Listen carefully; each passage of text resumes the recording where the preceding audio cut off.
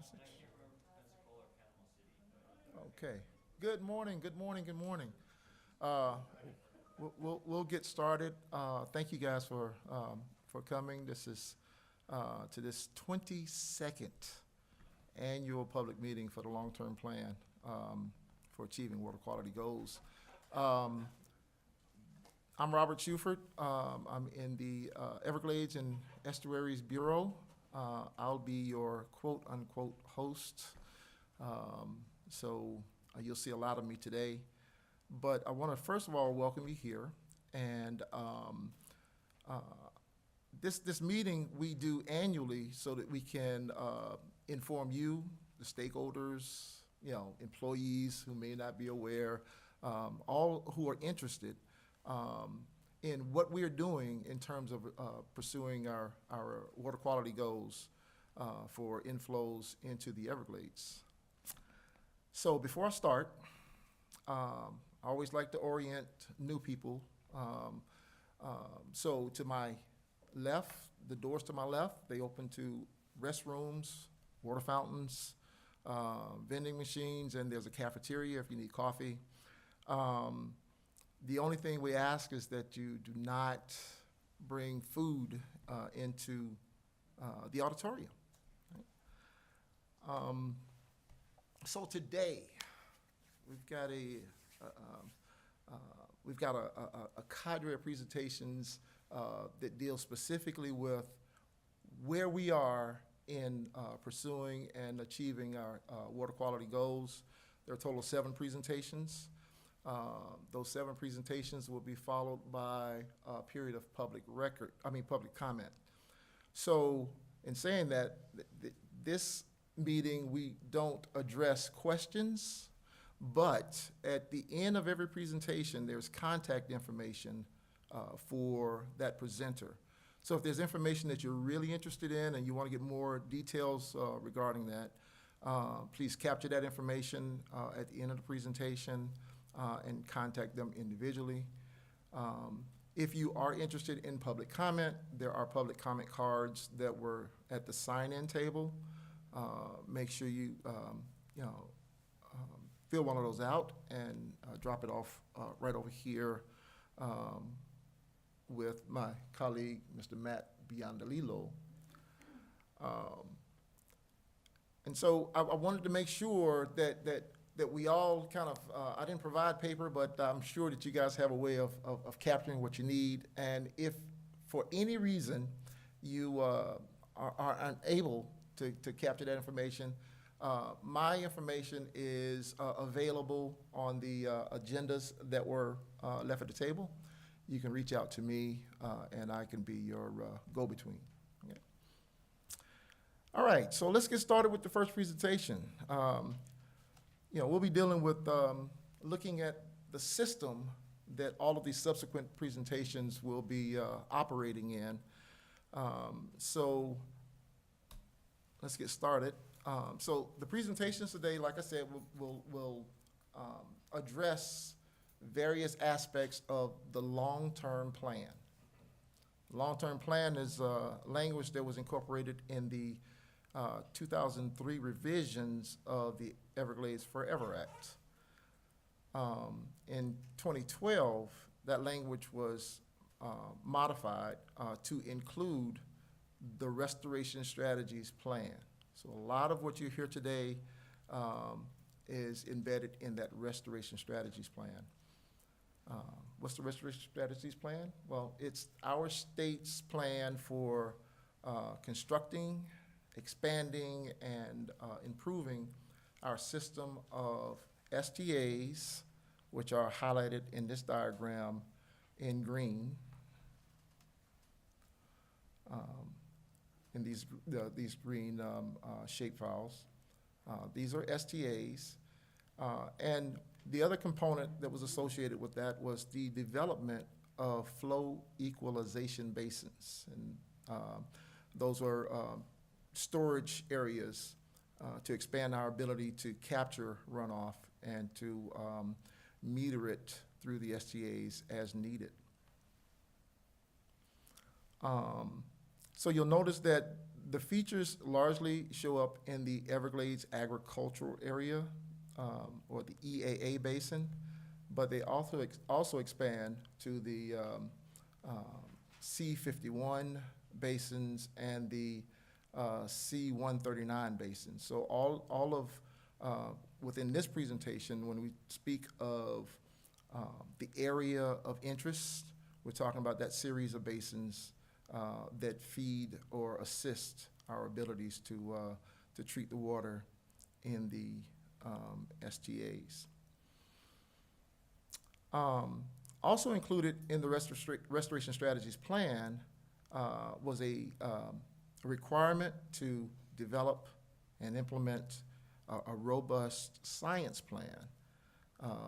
The science plan was designed to investigate critical factors that influence phosphorus treatment performance. And so you'll hear quite a bit about that Restoration Strategies science plan today in one of the presentations.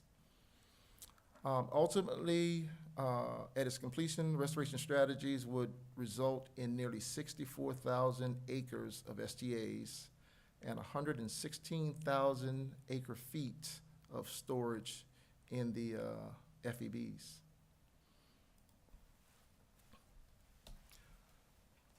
So the Restoration Strategies Plan included 13 projects were to be completed over a 13-year period.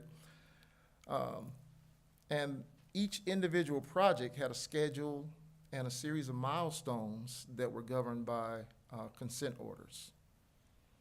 To date, we've completed 12 of the 13 projects and 73 of the 74 milestones.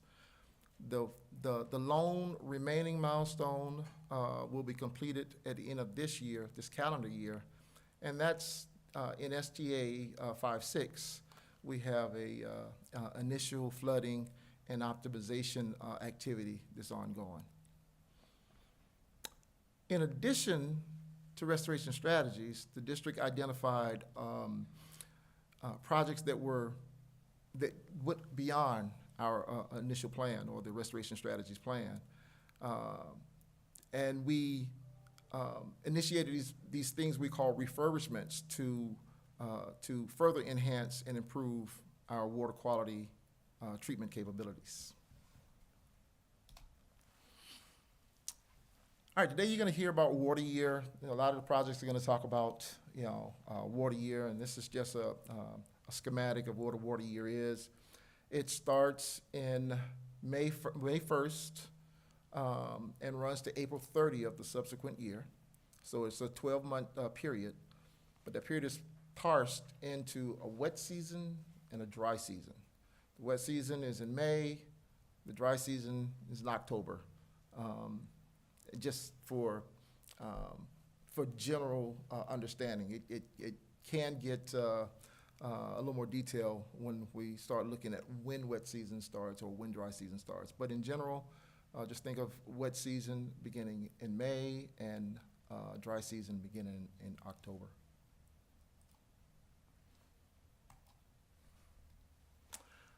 All right, so this slide shows the seasonal rain patterns for 3 water years, 23, 24, and partial year 25.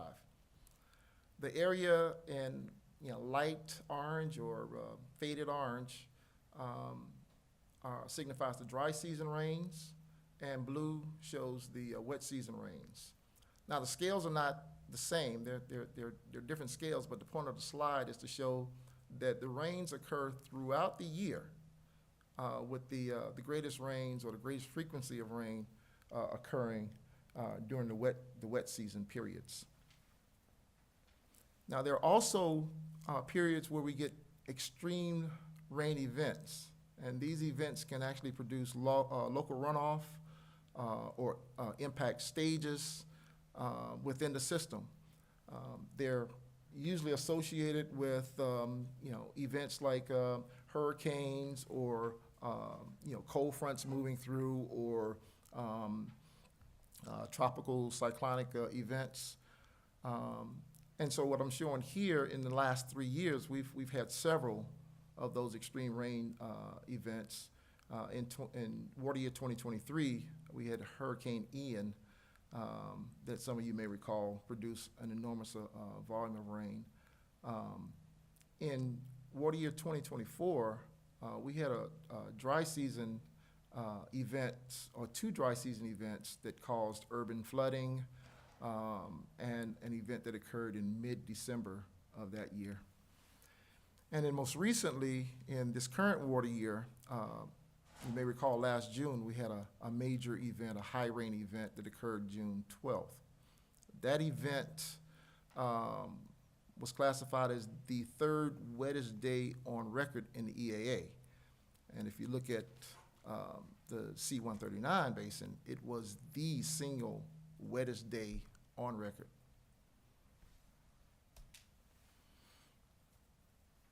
All right, so as I mentioned before, EAA is bounded to the north by Lake Okeechobee and to the south and east by the water conservation areas.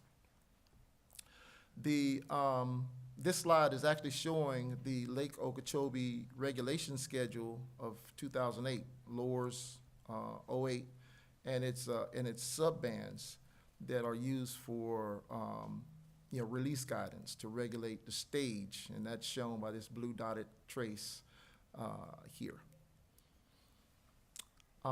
Typically, water levels, stage levels are decline during the dry season, and they increase during the wet season.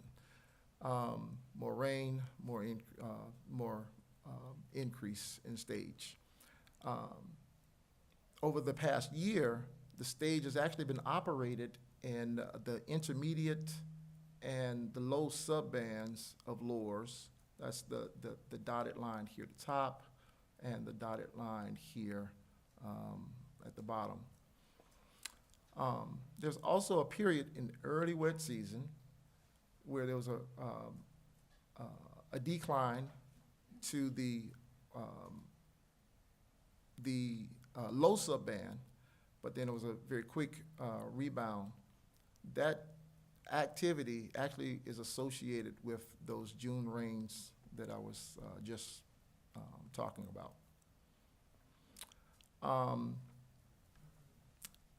In August, this past August, the Army Corps of Engineers transitioned from LORS 08, and they implemented LOSM, which is the Lake Okeechobee System Operating Manual Plan. And so that break that you see in the sub-bands signifies when LOSM was implemented.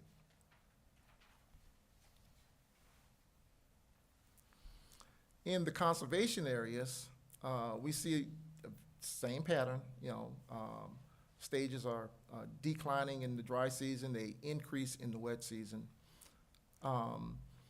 In this particular slide, we show the Loxahatchee National Wildlife Refuge stage in the top graph and Conservation Area 2A in the bottom graph. The blue line, or the blue trace, is the marsh stage, and the green trace represents the canal stage.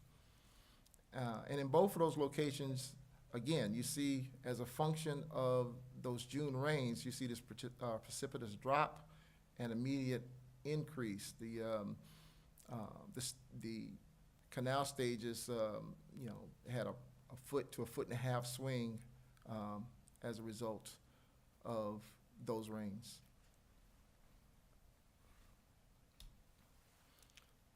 All right, these next slides are going to explore the seasonal rainfall of the system.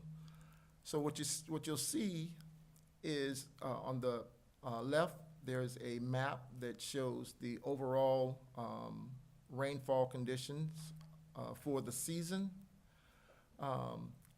Both have there's a scale, and you start at the beige or light tan and work your way down to the orange. You have drier conditions or below average rainfall. This light green to teal to blue represents the wetter conditions or above average rainfall.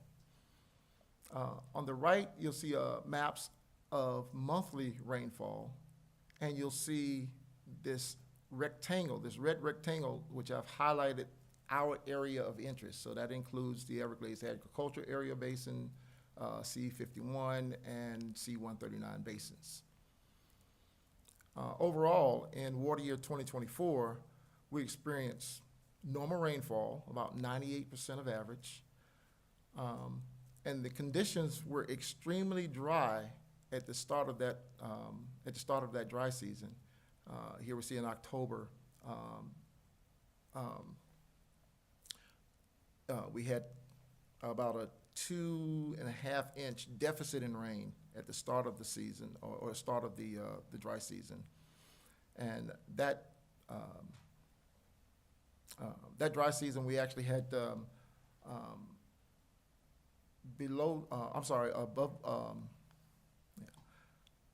we had above normal rains through the remainder of that dry season. You recall that I spoke about the high rain events in November of 23, water year 24. So that's depicted by these two maps. And those high rain events sort of help balance off or help the system recover, so that it ended as a normal or above average or average rainfall.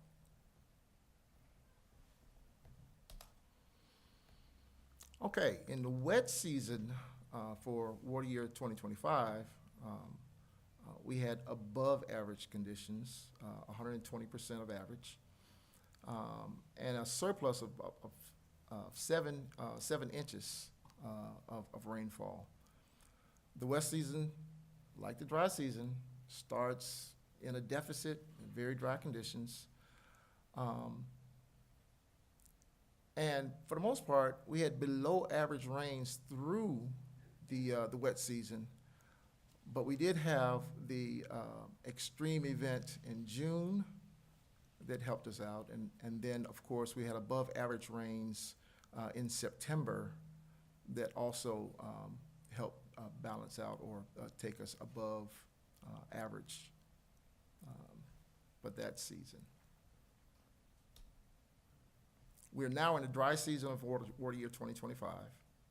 So this map represents the start, through current time, so through mid-January actually, and you can see it is, extremely dry. This season is about 56% of average. The system has remained dry throughout the season, with the exception of the normal conditions in some of the surrounding basins at the beginning of this dry period.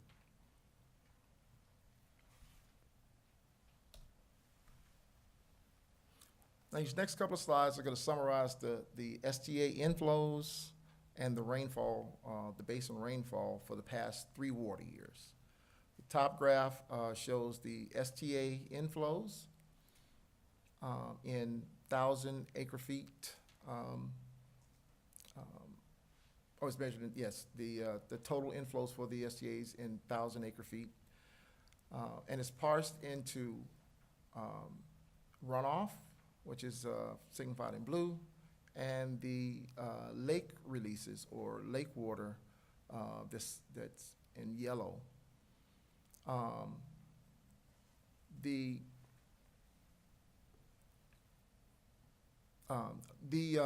STAs in all 3 years have actually experienced over 1 million acre feet of runoff.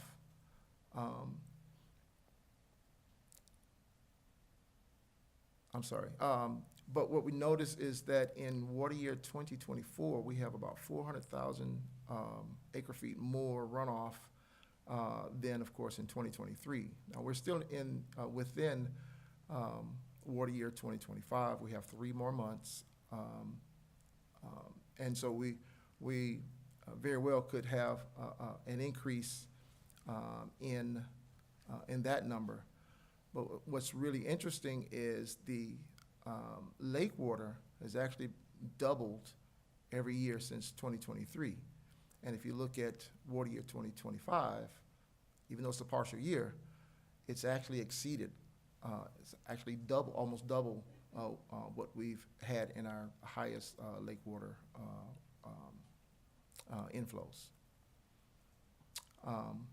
With regard to basin rainfall, it's been normal at or around 50 inches of rain in 23 and 24, and we are still have some catching up to do in water year 25.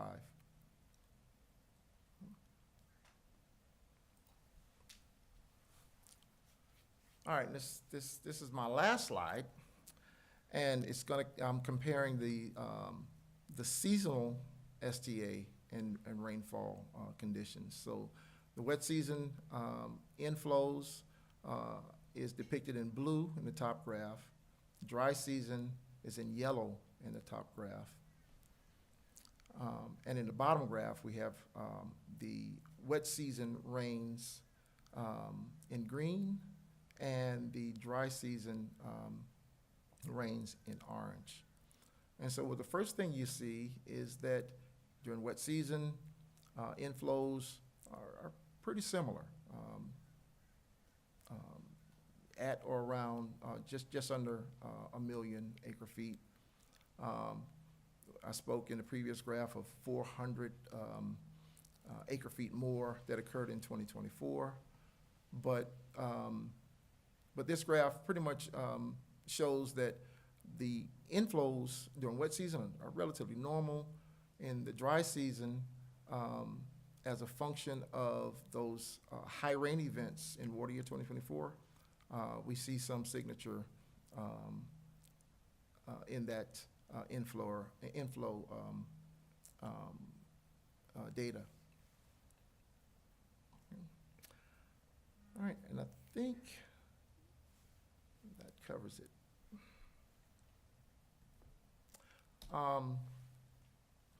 So I've tried to show at least the environmental conditions that will kind of support the subsequent presentations.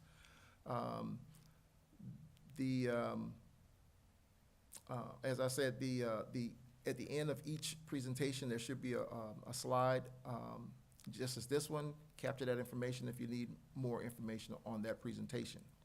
Okay. All right. So our next presentation is Mr. Jacob Dombrowski. He's a senior scientist with our Applied Sciences Bureau, and he's going to speak to us on performance. Right, Jake?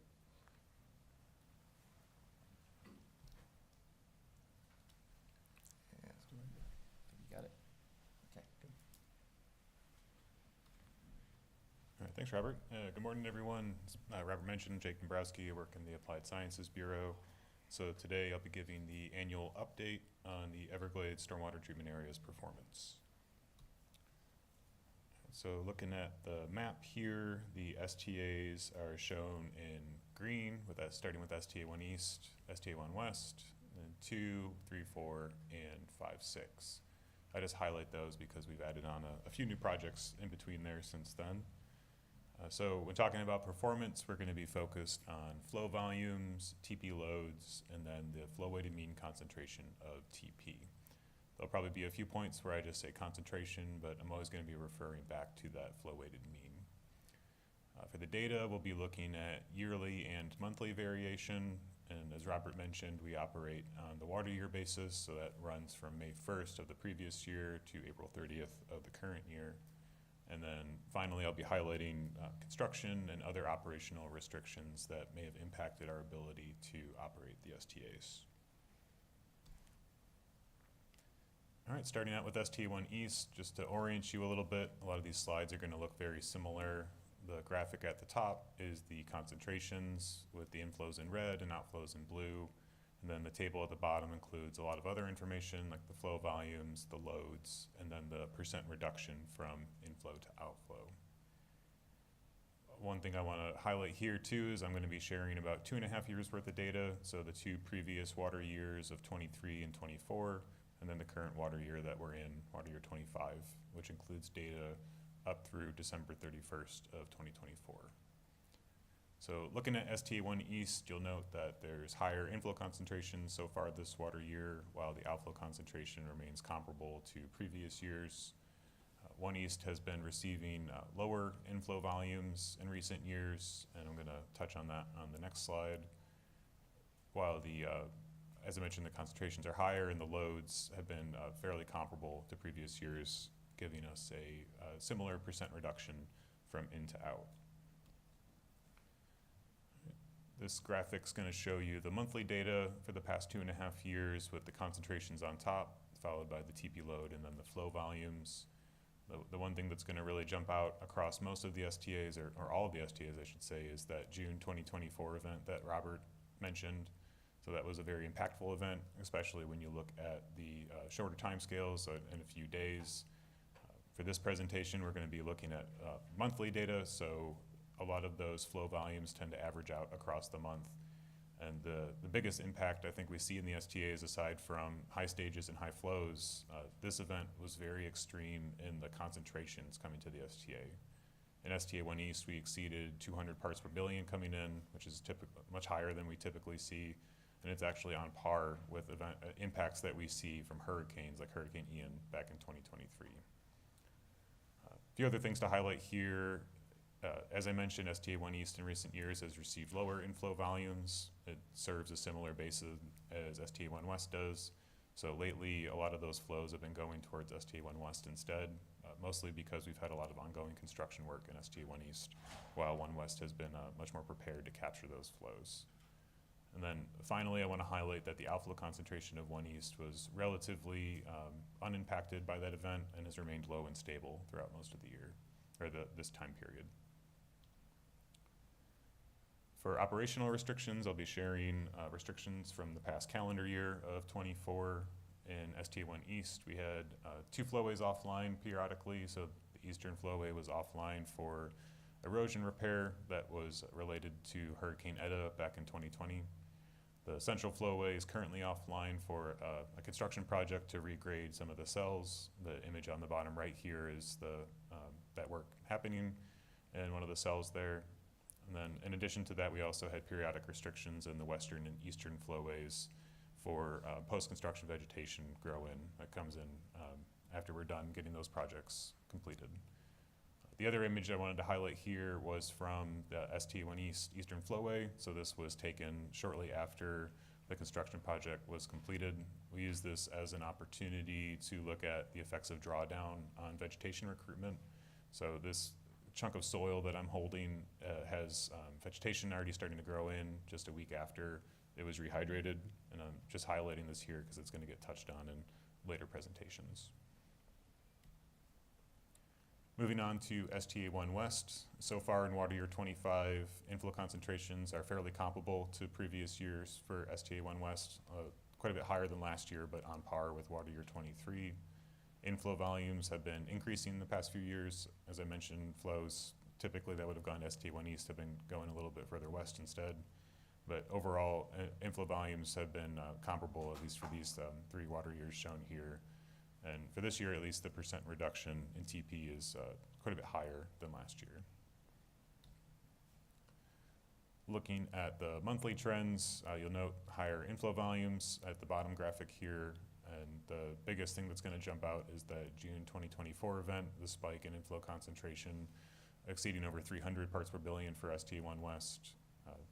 One thing to note, though, is that the outflow concentration remained very stable during that time period. Very low impacts, thankfully, for the outflow concentration. In terms of operational restrictions, all flowways were online this year, but we have had periodic restrictions, primarily for vegetation management, which was in the northern flowway. And the image on the left here shows this restrictions for plantings, so you can see a lot of the individual rows of plantings going in cell 5B. And we also had a lot of nesting that occurred in STA1 West. So this is done by one of our migratory birds, the black-necked stilt. And this year at least, they nested in just about every cell and flowway with the exception of the western flowway. Looking at STA2, so much higher inflow concentrations coming to STA2 this year. And unfortunately, there you see an increase in the outflow concentration in STA2 as well. The inflow volumes coming in, I think, are going to be on track to be at least comparable to water year 23, maybe a little bit less than water year 24. But with those high concentrations, we see much higher TP loads coming into the STA for it being a partial water year, and slightly decreased percent reduction in TP. Looking at the monthly data, again, biggest jump out is going to be that June 2024 event. In STA2, we exceeded 300 parts per billion, which is extremely high for this basin and for this flow path. And you do see an increase in the outflow concentration during this time period, but I want to highlight that increase is short-lived. After a month or two, it's back down to its very low state and continues to perform very well in the current months, excuse me. Otherwise, throughout this time period, the outflow concentration has been low as well. In terms of restrictions, all flowways were online for STA2, but a lot of periodic restrictions for all flowways. This includes a topographic survey for flowway 1, vegetation management activities in flowways 2 and 4, nesting by black-necked stilts in all flowways except for flowway 5, and then construction activities in flowway 5. So these pictures just highlight some of those black-necked stilt chicks seen in STA2, and then one of our most beautiful cells over in flowway 4 of STA2, and the mixed marsh cells there.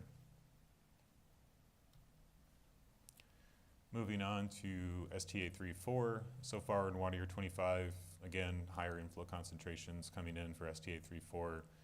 Outflow concentrations are slightly higher than previous years, but still very low.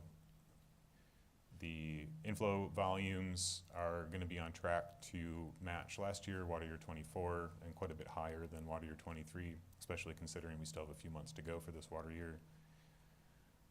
With those higher inflow concentrations, you do see higher TP loads coming in to the STA, but STA3-4 has maintained very high TP reduction from in to out.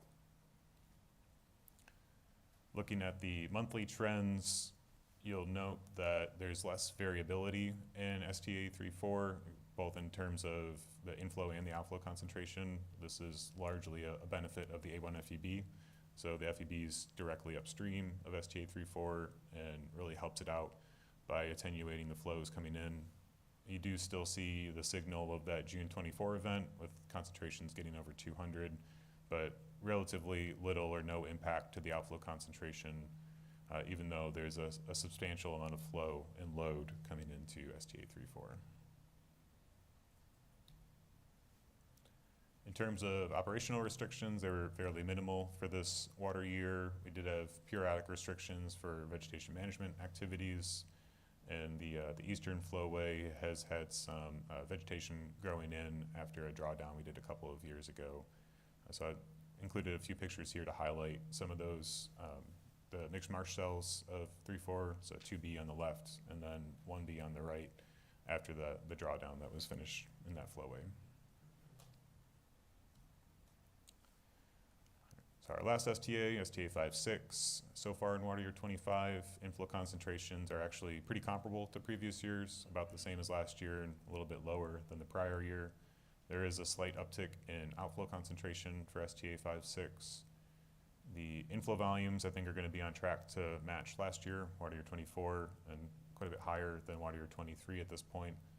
And then the percent reductions in TP are a little bit lower this year. When you look at the monthly trends, the one thing that always sticks out with 5-6 is the frequent dry out conditions that occur during the dry season. So that's these periods of no flow. You can see later in the dry season when the basin is really just pretty dry across the board. So these dry out events typically lead to elevated inflow and outflow concentrations after they're rehydrated. So you can see in June, typically see at least a slight spike in concentrations. This year, that was an extreme spike. We had concentrations well over 400 parts per billion. And I had to keep adjusting the scale on these graphics just to capture how impactful that event was for STA 5.6. So you do see an impact of the outflow concentration during this during this month, but after that, outflow concentration comes back down to more comparable levels to previous years. Very minimal operational restrictions for STA 5.6. We had a prescribed burn in Flowway 4, so there was an associated vegetation growing phase afterwards to recover the communities there. And then just a few images here highlighting some of the mixed marsh communities in STA 5.6. All right, this is my last slide. It's a comparison between the individual STAs. So the graphics at the top show the 3 water years that we're looking at with the STA side by side. The table at the bottom includes the same data that we've been looking at, but combined for all of the STAs together. So focusing just on water year 25, as I mentioned, for each STA, inflow concentrations have been elevated. In most of the STAs, the outflow concentrations have at least been comparable to previous years, so not as much of an impact, but some individual STAs did have that impact there.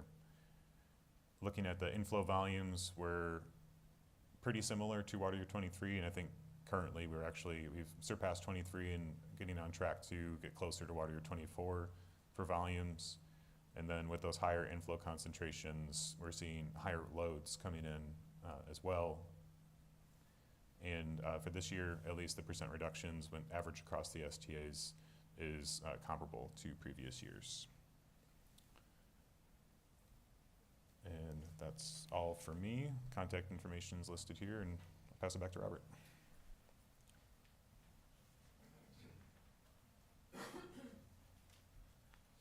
Thank you, Jake. Okay, so the next presentation is going to be Mr. Eric Crawford. He's with our Land Resources Bureau. He's a lead scientist, and he's going to share with us all the activity that is engaged in making it possible for these systems to work. So that I'll give you.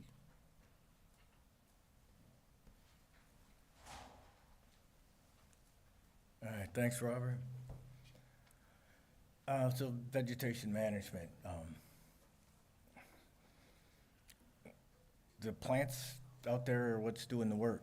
And as you can see on just this first slide, there's a lot of differences in the plants. And when we start with the management, I'll start with group dynamics, individual personalities, how we manage these plants while they're out there doing the work.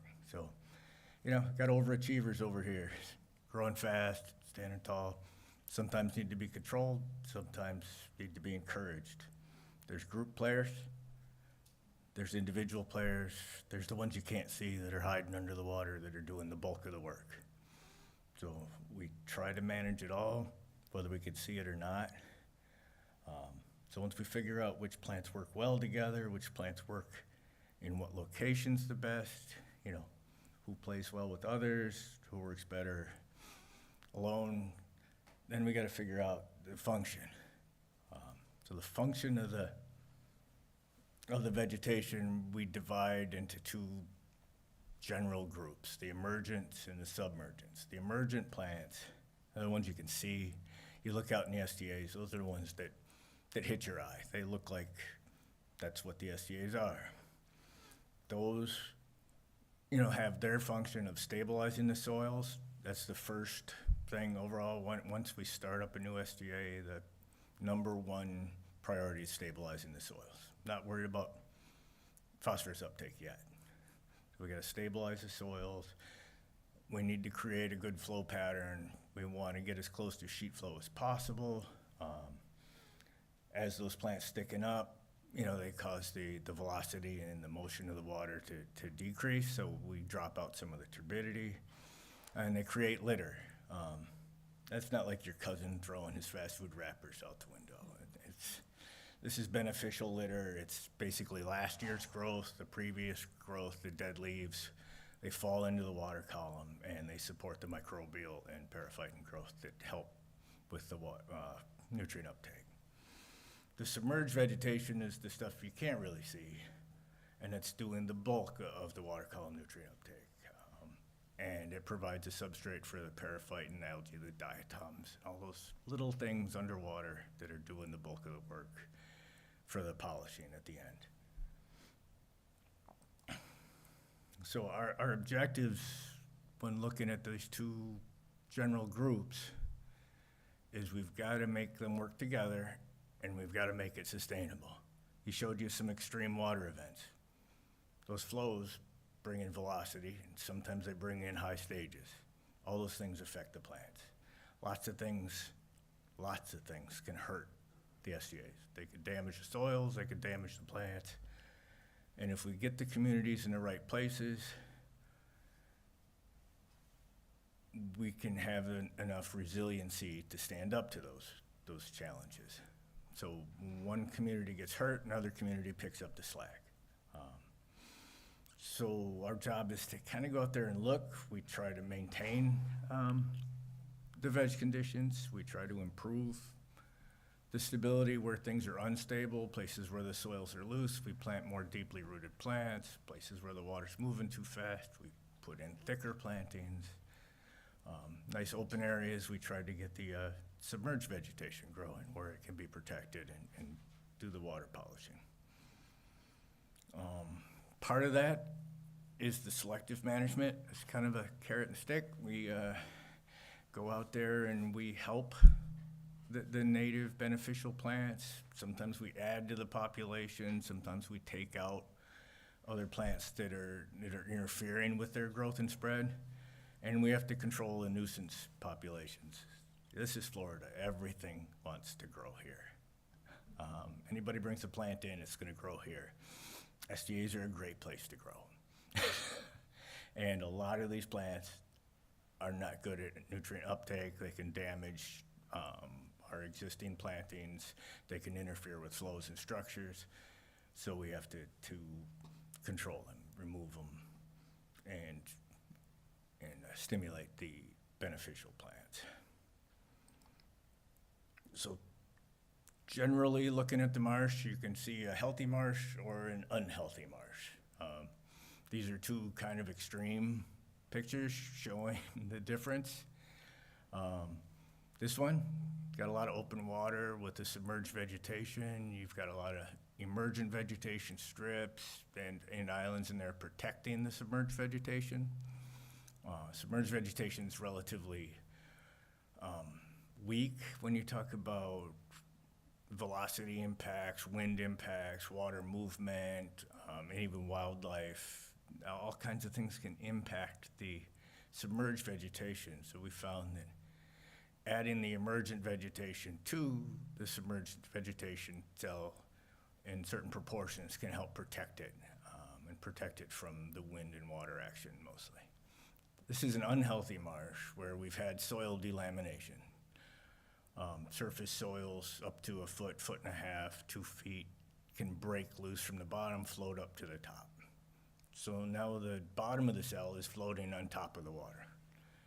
And we got a lot of invasive plants growing on this floating muck. And this stuff doesn't sit still. If the wind blows, it moves. If the water flows hard, it moves. If you got an acre of this, or 10 acres of this, or 400 acres of this in a cell and it moves, that's like a glacier going across the landscape. And it kills everything in its path. So we try to break these and remove them and stop them from happening. That's the biggest thing, is to try and stop them from happening. So how we go about that? I mean, it basically comes down to keeping your eyes open, going out there and watching and looking and seeing what's going on, looking at conditions, remembering what happened last year and the year before, and just listening to the people who are out in the field and seeing what's going on. You know, I get a phone call saying, "Hey, I saw a bunch of muck floating in this cell." I'd be like, "What? How?"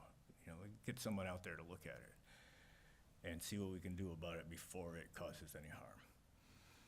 And you know, when it comes to managing the invasive and nuisance vegetation, we want to get on that as quickly as possible, especially in the summer. Some of these things can grow quickly. Little bit of floating vegetation that's a half an acre, and you know, what kind of impact can that have on a 500-acre cell? Well, a week later, it's 2 acres, and a week later, it's 10. And so it can grow quickly. So the faster we can get on it and get it under control, the less impact it can have on performance. Part of that is increasing the cover of our desired species. The cover, the density, the area covered, and the location are all important. And every place we do it, it has a different function. So a bulrush in the front end of the cell is serving to stabilize soils and to hold incoming nuisance plants that are coming in with the flows in that inflow spreader canal where we can remove it and treat it quickly without impacting the cell. Farther down in the cell, those plants planted in a different pattern are serving for litter production, flow stabilization, and water quality improvements. So it's not always what species, it's what species and where it is, as far as how the work does. And part of it's restoring that functionality. So when the front end gets broken, we need something in the middle of the cell to pick up that slack so that the end of the cell doesn't get a lot of turbid water. 'Cause the last thing we want is floating aquatic vegetation, invasive species, high turbidity, or delaminated soils from an inflow region where things fluctuate really quickly and changes happen fast to go into our bottom end polishing SAV dominated soils where repairs are difficult, time consuming, and they take a long time to come in, and we shouldn't have to do that. So we try to keep, you know, those front 8 cells of the system are like bumpers. They can take the beating, they heal quicker. I mean, that's where the nutrients are. We can hopefully grow plants quick there to make up for whatever's happened. In the B cells, if the A cell's done its job and it's a really healthy flowway, the repairs take a long time. It's slow. There's not enough nutrients to quickly go in and grow a new population of plants to repair damage. So emergent vegetation management, when it comes to increasing, it's pretty old school. We get out there and we walk, and you put them in one at a time. And when you have 400 or 500 acres to do, it takes a long time. Obviously, we can't plant all of the STAs. There's just not enough time, money, or even plants to do that, or people. So we have to figure out where we have native plants, where is there good, strong cattail and good soils where the cattail's a beneficial plant, and we don't plant there. You know, we may have to add some bulrush to stabilize the soil, may need to add some lotus to interfere with flows and stabilize the muck. So we try to do our plantings to help what's naturally occurring out there, because obviously they're too big. We can't just go out and manage the whole thing like a little garden.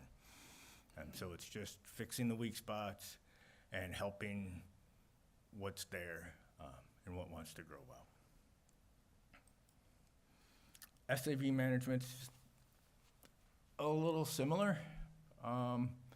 Typically, SAV management starts with preparing the environment for a good SAV population. So you need open water, it can't be shaded out, but you don't want a lot of wind action, you don't want a lot of flow. So we compartmentalize the cells, and then we put the SAV inside those compartments. We found that a good mix of SAV species is much more durable than a monoculture stand inside a compartment. I like to say Cara, it's a macroalgae that grows out there, one of our best performers. It's one of our worst performers. Cara is wonderful, but sometimes it just senesces, and sometimes it dies, and it can be fragile.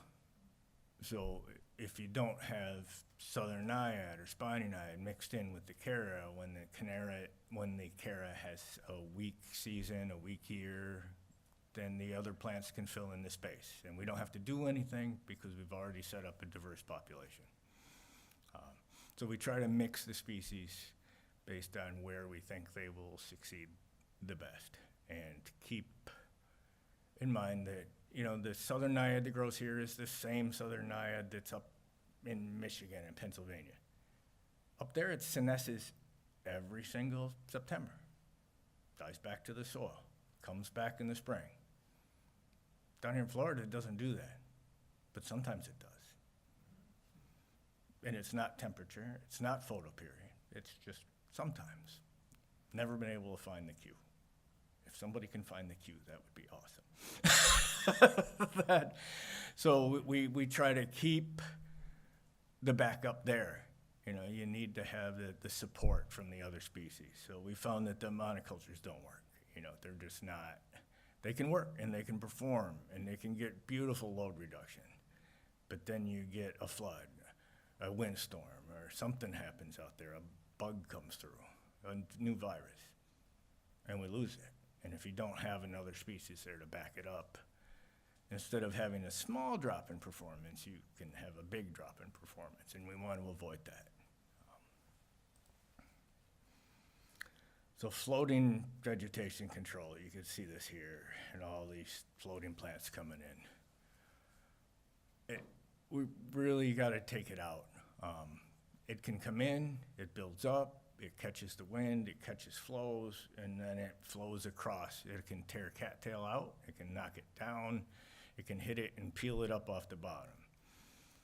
If the floating vegetation peels the cattail off the bottom, the cattail brings the soil with it. And now you have acres of floating soil and cattail inside a cell moving around like a bulldozer. So we try to close up these front end spots, close up the places where we see that it travels. It tends to travel in the same patterns all the time. So we see that in a cell, we go out and we plant emergent plants in and we block those patterns off. Sometimes we create an open, easier area to get to where we can trap it and we can go in and remove it. The best way to prevent it is to have the dense, deeply rooted, strong emergent vegetation in the front ends of the inflow regions of an STA. And if we can catch it up front, then we can stop it up front, and we don't have to worry about treating it and going in to get it inside a cell. Because the last thing we want to do is run boats in the cells. We don't want to have to go in there back and forth. We definitely don't want to have to spray any more herbicide than necessary, and get the collateral damage that managing the nuisance species can cause. So we try to catch it all in the very front ends of a flowway to avoid the impact. So some of the newer projects coming on.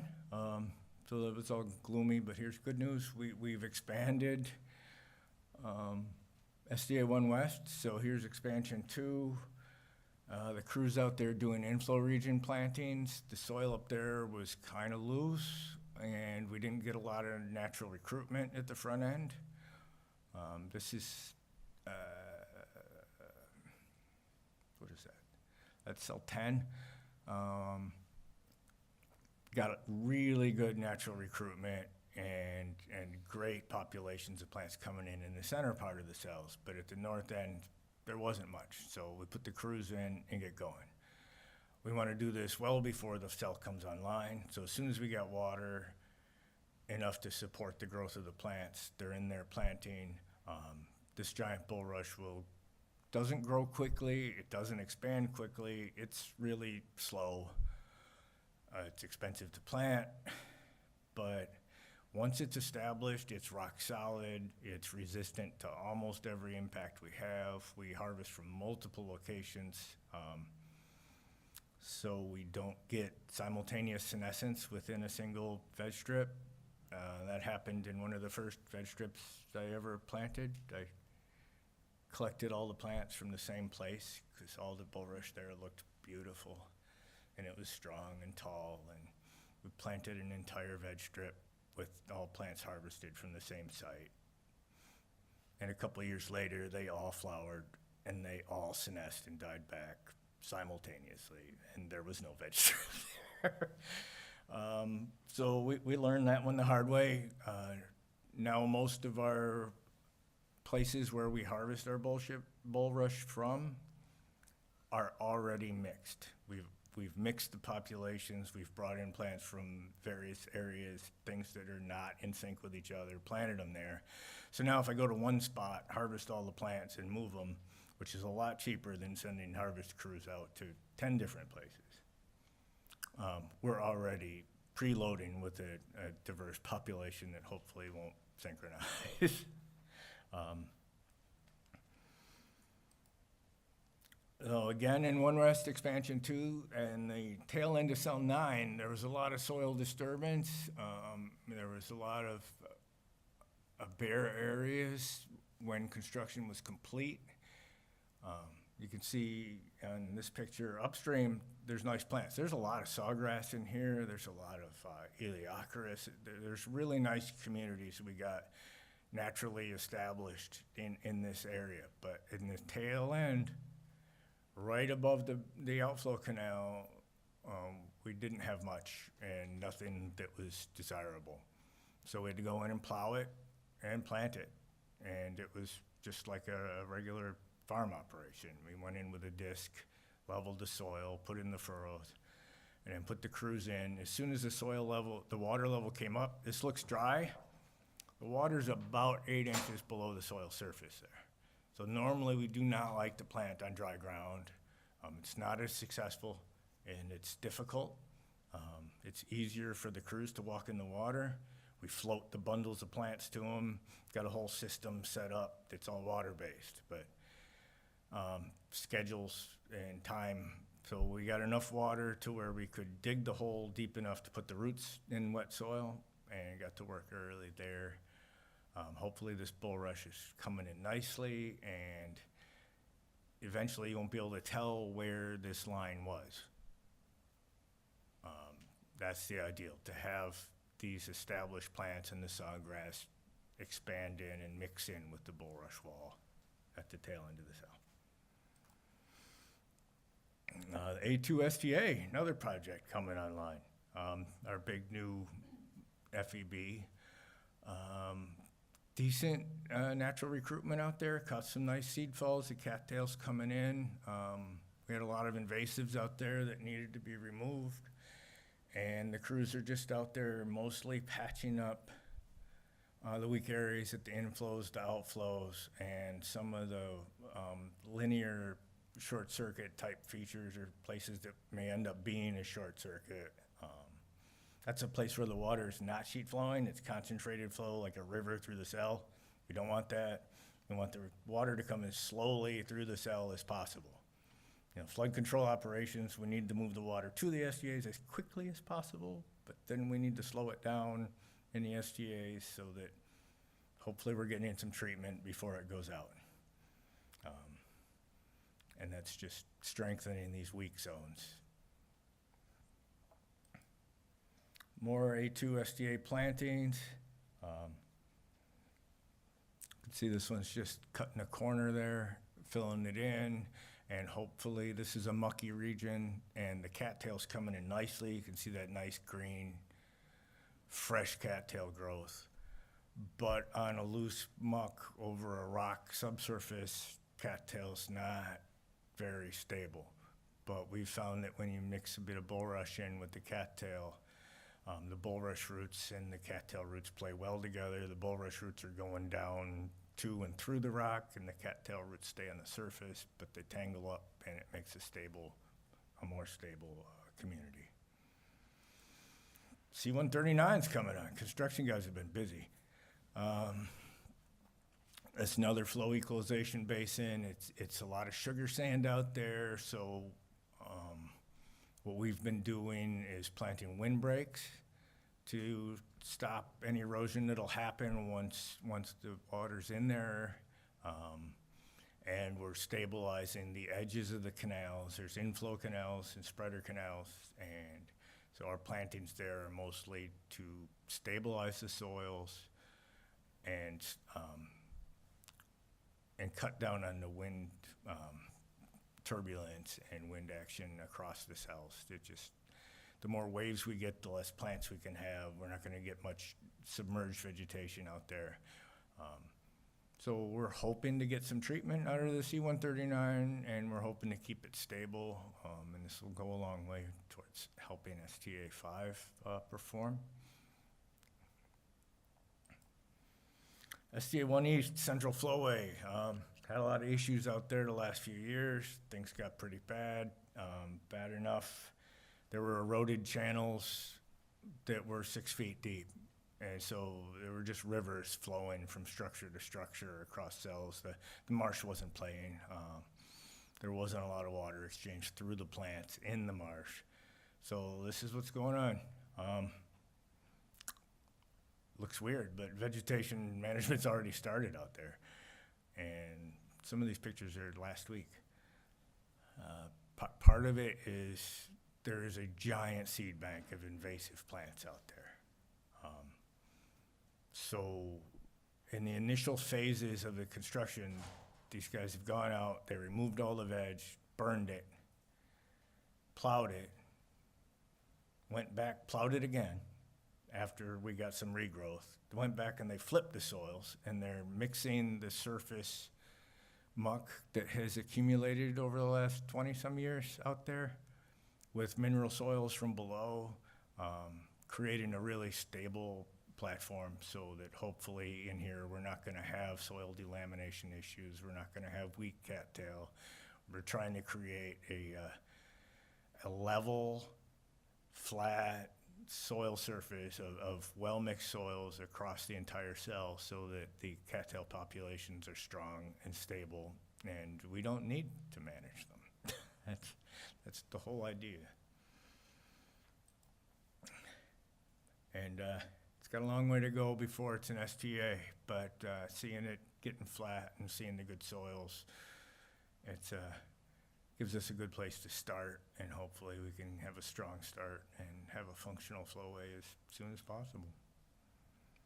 And that'll do it.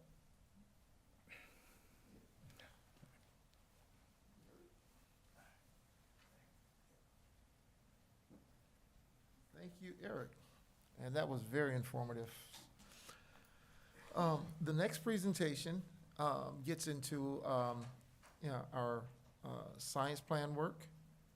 And it will be presented by Dr. Tom James and Mr. Joe King. It's on the restoration strategy science plan studies, the results, and then the management considerations. Tom?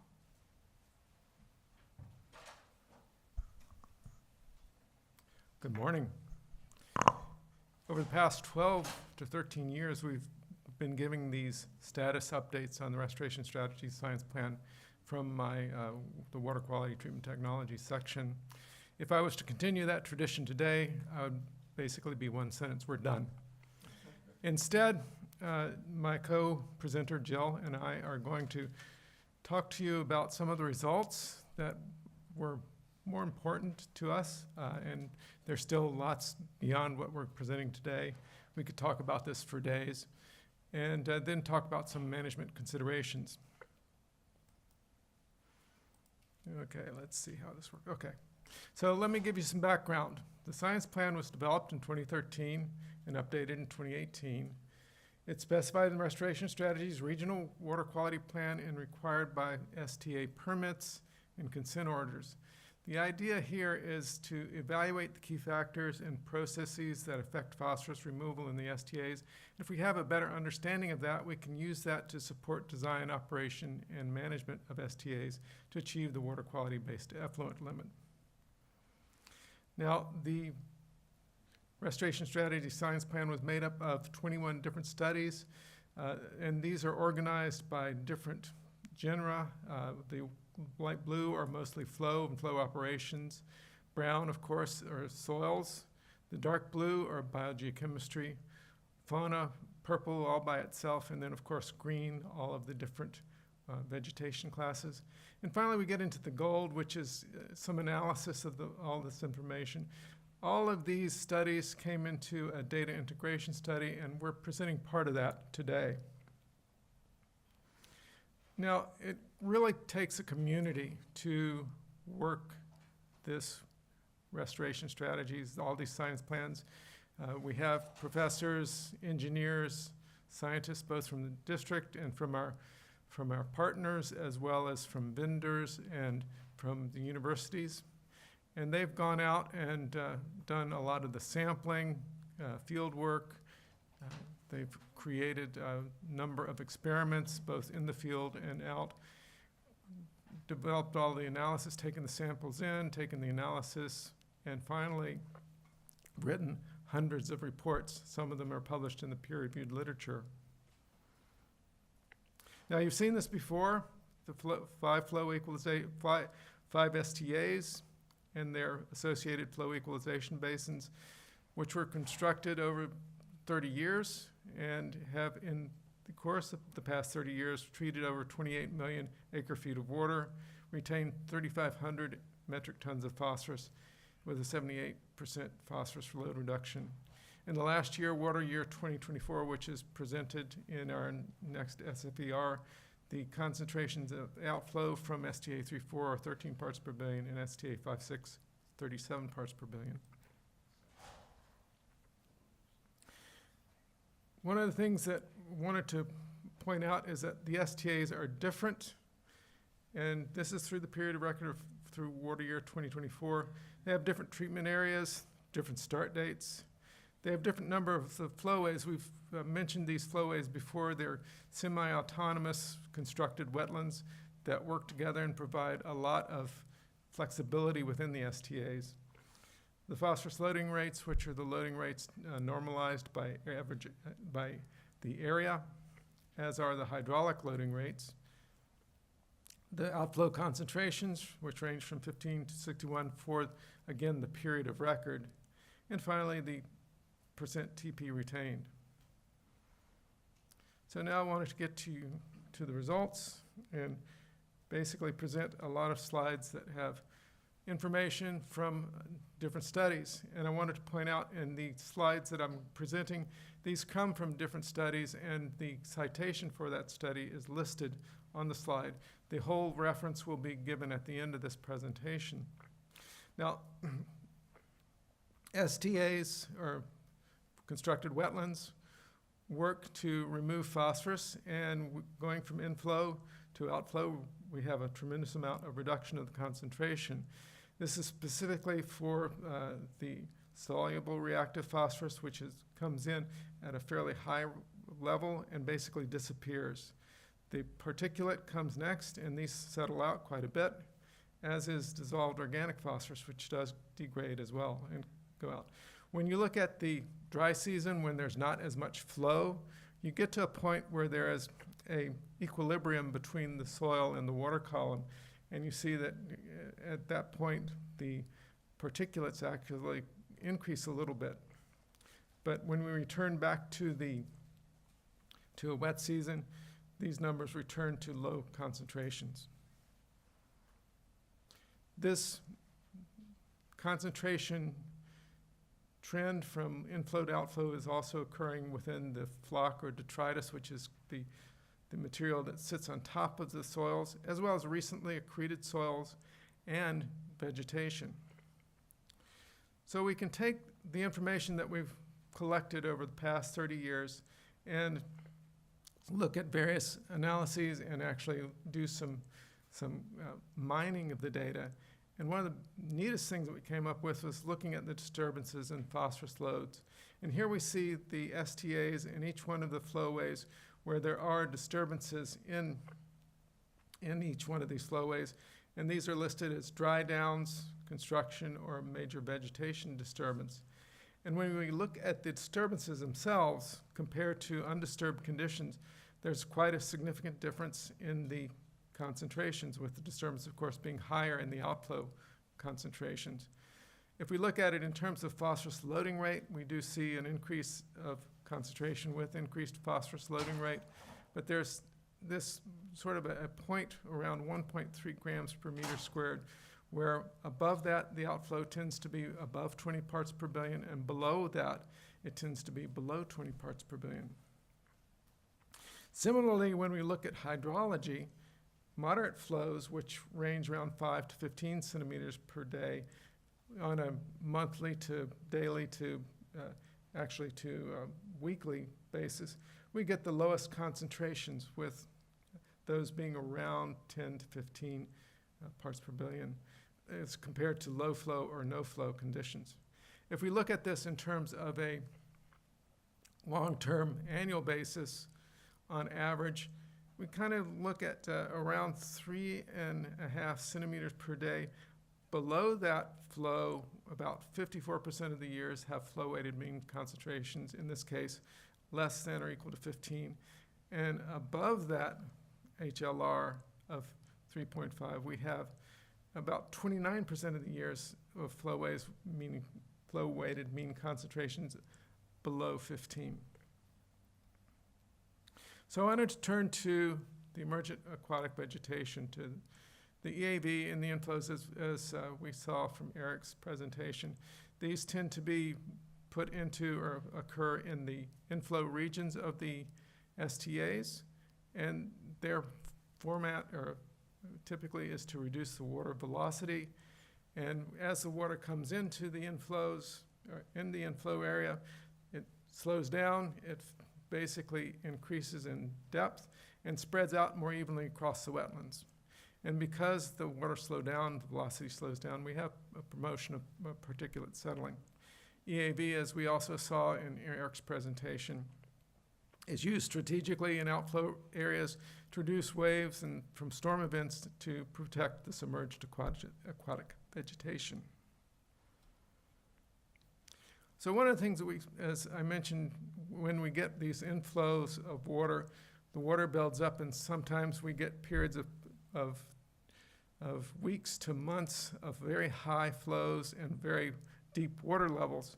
And we do see some stress of the cattail due to that. So we're questioning how much depth can these cattails deal with without being stressed too much.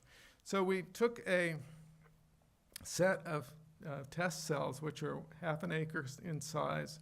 We grew cattail in them and exposed those cattail to different water depths for 10 months.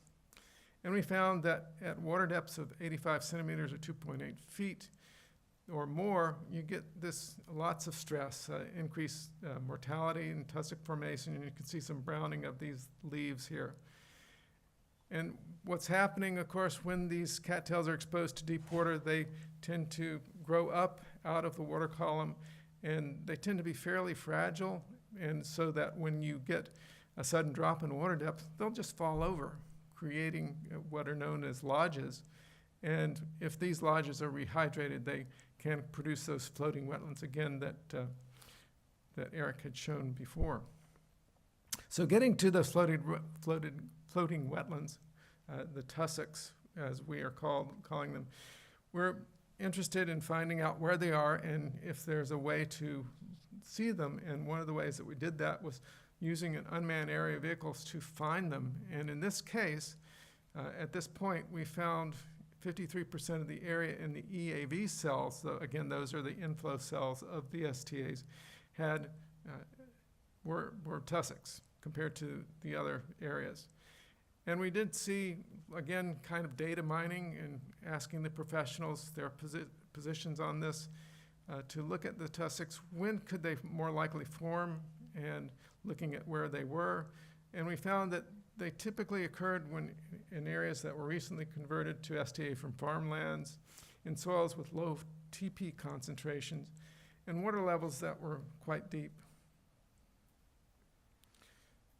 Now, the SAB is interesting in the way that it actually removes phosphorus, in that these SAB, when they photosynthesize, they change the pH of the water. It increases the pH.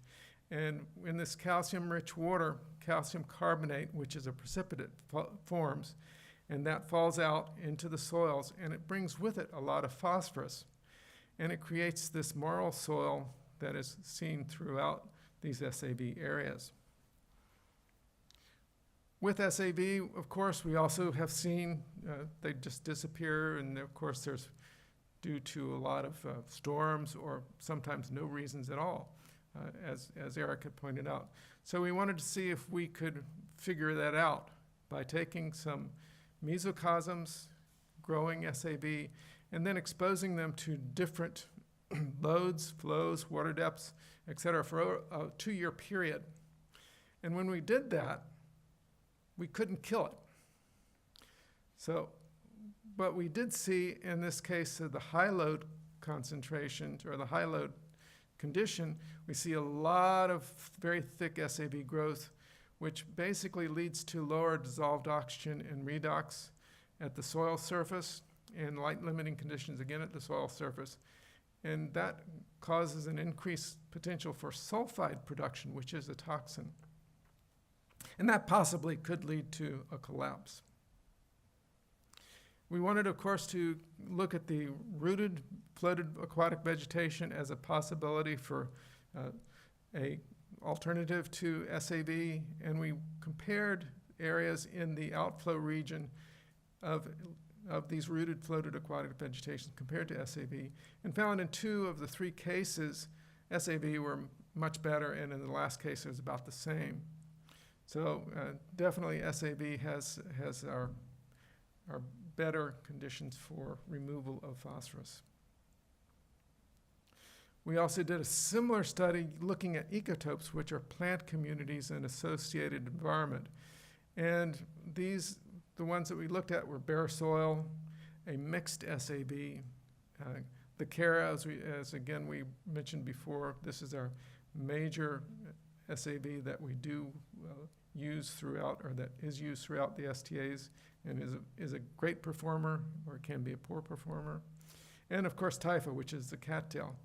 When we compared over the second season of the year, in the wet season, the Cara concentrations were lowest, next were Typha, then the bare soil. And this mixed community was declining, and that's one of the things, again, that Eric pointed out, that these things tend to be ephemeral and changing all the time. And we figure that as this community was declining, that's why we had higher higher SRP or TP conditions. Then we get to the periphyton community. These are the microbial communities, the algae, the bacteria, the fungi, and they tend to be stuck onto the plant surfaces as well as into the detritus of the soils. And they support the breakdown and absorption of dissolved organic phosphorus through the production of enzymes that break down these phosphorus molecules, and then they absorb a lot of the phosphorus themselves. And we look at these aquatic enzymes and look at them from the inflow to the outflow, we see that these STA periphyton produce more of these aquatic these enzymes in the outflow regions. And again, they use these enzymes to degrade the organic phosphorus. If we look at it in a little bit more detail and looking at an outflow region of an STA in an EAV versus an SAV in a periphyton community, we see that there were differences in how this community works. And in particular, for the SAV community, it has more of the enzyme expression here in the blue in dealing with storage and inorganic transport of phosphorus. The EAV has more enzyme activity in expression of genes that deal with phosphonate metabolism, which is an organic phosphorus component. And again, then the breakdown of those materials. And then finally, there's kind of an in-between organic material of diester phosphorus, which both the SAB and the EAV use to create or to break down for their operation. So in reality here, it basically suggests that having both the EAV and the SAV populations in the outflow regions is important. So one of the other things that happens with the transition or transformation of phosphorus within the STAs is photolysis, which is using sunlight to break apart these organic components. And we do see that in an experiment using STA34 inflow water, in which case, exposed to sunlight for 14 days, we see a decline of the dissolved organic carbon, versus in the dark, we see a little bit of decline, and this is due to mineralization by the microbial component. If we look at it in a little bit different way, the cumulative UV exposure, which is time versus the brightness, you do see again the decline of DOC. And you also see that there's an increase in the soluble reactive phosphorus at the beginning, and this declines over time. Again, this is probably due to biological transformations. So I wanted to turn to the soils. The soils, of course, are the important piece of the puzzle for how these wetlands work, in that the soil accumulation is not limiting in terms of phosphorus, and we wanted to look at SAV, and that's basically the marl soils, versus EAV, which is mostly organic soils. And we wanted to look at marl. One of the interesting things with marl is if you have a bare area of marl and you run an airboat across it, you get a flux of particulates that come into the water column. And we were concerned about that in terms of, could that be causing some problems with the performance of the STAs? And is there a way that we could consolidate the marl to prevent the resuspension of this material? So again, we took some samples and took them in the lab. We basically mixed them up and let them settle. And after 2 minutes comparing the SAV marl soils to the EAV organic soils, the SAV turbidity was much less. So maybe they're not as bad of a problem as we thought, simply because these particles are heavy and they sink fairly fast. We also tried to consolidate them through drying, and one of the things that we know, and I think this was shown in Jake's presentation, that when we do have a drying event followed by rehydration, there is a flux of phosphorus into the water column. And when we do see that, when we do dry these soils and then rehydrate them, we do see an increase in flux of the phosphorus.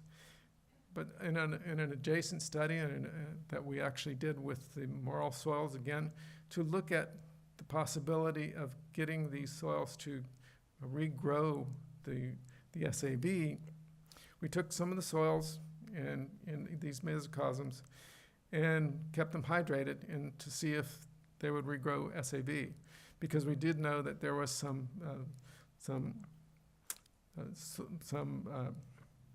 seeds in there that should grow the SAV back. But nothing really happened after 12 weeks. But if we took that same marl soil, we dried it and rehydrated, after 12 weeks, we get a beautiful carpet of SAV. So I wanted to look at one of the other tools in our toolbox, the periphyton-assisted STA. This is a pasta cell. In this case, we had an area located around the end of the STA34 where we scraped the muck soils to bedrock, and we created these kind of windrows. And it's been in operation since 2008. One of the most significant things about this one is that the annual outflow TP concentration every year has been below or equal to 13 parts per billion. Now, we did an additional study to show that this could be feasible to put into a few flowways, but there's not every flowway would be perfect for this. So we're looking at other ways of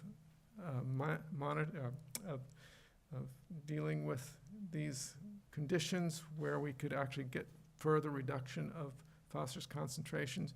And one of the things that we looked at is lime rock capping. Now, this was done within the just in terms of laboratory experiments, very successfully, where we took the soils, muck soils, and we capped them with 5 and 15 centimeters of lime rock. And the inflow concentrations, this is the concentration that was in the water at the beginning. For the control just increased that concentration because there's so much phosphorus in the soils themselves.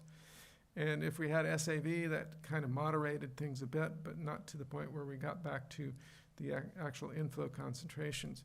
For the 5 centimeters of lime rock and 15 centimeters of lime rock, without the SAV, they did great.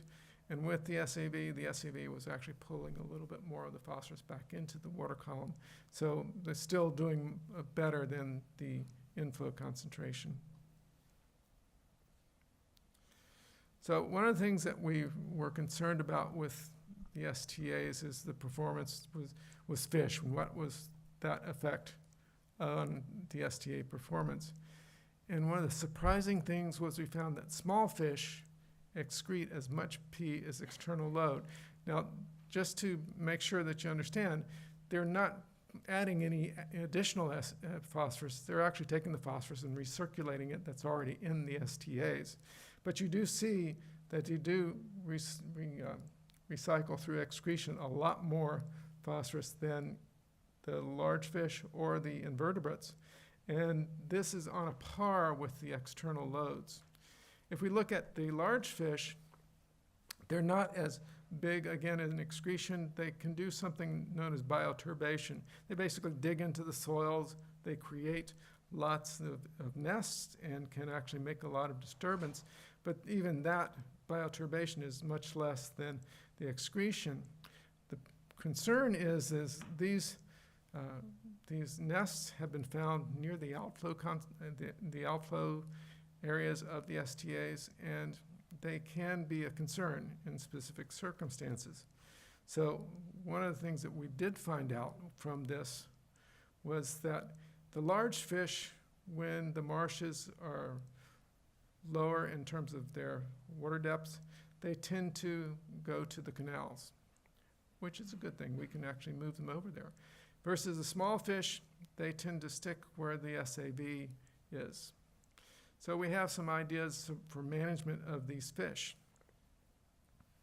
And again, getting back to one of the things that we're concerned with, and something that, again, Eric was concerned with, is we have these areas where we have bare soil and nothing seems to happen to them. And part of that seems to be the fish, because when we create these exclosures where we actually just exclosed a 5-meter area and then added a little bit of inoculum of SAV, after 12 weeks, it regrew quite a bit. So excluding fish for 10 to 12 weeks allows this regrowth. So the takeaways here are, again, P retention occurs through accumulation of soil. That's how these STAs work, and that's not limited. The STAs in the flowways are quite different in all sorts of ways, and a substantial amount of phosphorus, 72 to 85% or more, is retained in these STAs. So the proper loading and flow and low disturbances are all important to achieve a low phosphorus discharge. And finally, vegetation, fauna, biogeochemistry, and internal loads all affect retention. And here are the citations that I mentioned throughout these slides. And there are hundreds of them in terms of reports, and it's those in the peer-reviewed literature. And now we look to management considerations, and Jill.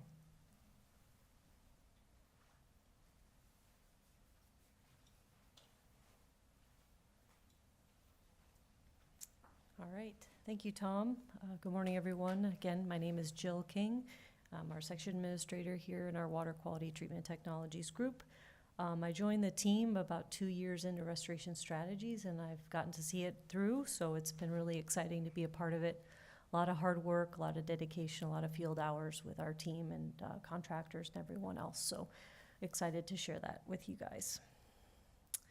Okay, so again, kind of picking up where Tom left off, and can't stress it enough, when you consider these management options, you have to understand that each flowway, each STA is very different. So I liked how Eric referenced them. They're sort of our children. We're the parents, and they all have their own personalities. They all have their own way of doing things.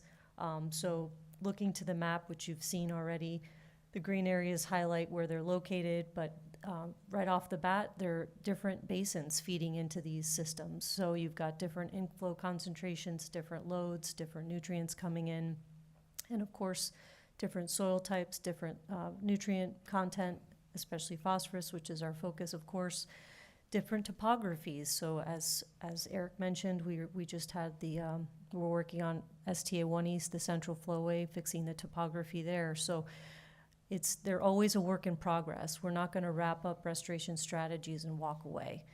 This is going to be an ongoing thing. There's always going to be things we want to look at and improve our understanding of to get us to our water quality targets.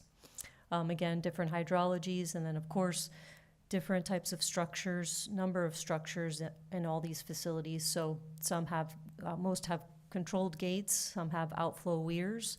So again, that changes the whole chemistry and how the water flows through each of these systems. So the figure on the right just gives you a close-up of each of the STAs and how they're set up. So the green boxes show you the inflow cells are typically our A cells, which typically are formed of EAV, our cattail primarily. And then our B cells have evolved. We used to focus more on EAV and SAV cells. Now our SAV cells are more of a mixed marsh. We've learned that through our science that it's better to have these EAV, SAV mixtures throughout. Okay, so the management considerations, I've broken them down into categories so they're a little easier to digest. So Tom shared a lot of information with you of all our science plan findings, so I'm kind of going to skip over the details of the science as much as I can to not repeat that, but hopefully it's fresh in your mind as he just spoke about it, so I'll focus on how we took that science and applied it to potential management options. So the first one focusing in on is the PLR, which is our phosphorus loading rate. So we learned through several of our different studies that when we had this sort of sweet spot of 1.3 grams per meter square per year maintained on an annual basis, we got the best outflow phosphorus numbers. And that was found through our water and P budget study, our P-flux study. We also had our recent P-dynamic study, which had a very large historical data analysis component to it. And what we found with that was that in the absence of disturbance, which was broken down into vegetation loss, construction activities, and dryouts, and of course weather events, in the absence of those, and if we maintained the phosphorus loading rate at about 1.3 grams, we got the best outflow concentration. So we had several studies kind of collaborate in on that number, which is positive. So something we can focus on. And we have our weekly meetings with our water managers, vegetation management staff, and folks to look at all the different flowways and where we're sending water. And we're really honing in. One of the things we focus in is on this phosphorus loading rate and trying to keep that number as low as possible. So the next one we kind of hone in on is our hydraulic loading rate, or HLR. So during periods of flow, we found that maintaining that HLR between about 5 to 15 centimeters per day gave us our best outflow concentration. So as Tom just showed you, somewhere in the range of about 15 parts per billion. On an annual basis, trying to maintain that HLR below 3.5 centimeters per day is kind of the sweet spot for that. And when we look at flows, we definitely found that during, we had our P-flux study, which focused in on different flow events. We would usually have an event that ran about 6 to 8 weeks or so. We had all types of different scenarios where we'd have no flow conditions, high flow conditions, low flow conditions, and we'd switch them up. And when we had these periods of no flow, we definitely want to try to avoid sending high flows through the system after these no flow periods. So as we've talked about, when we have these no flow conditions or stagnant phases, you get that flux, a little bit of flux of phosphorus, you get more photosynthesis going on, more particulates in the water column. So you don't want to inundate after those no flow conditions and send a lot of high flows through. So again, the next bullet focuses on that same thing. So something that we're implementing now that we've learned from our science is when we have this transition from the dry to the wet season, if we've had flowways that have not received a lot of flow or no flow conditions, we don't want to just open the floodgates and send a huge slug of water through there. We want to sort of prime the system and very slowly, gradually start sending more, start with low flows and ramp up very slowly to reduce the effect of high phosphorus and high flows.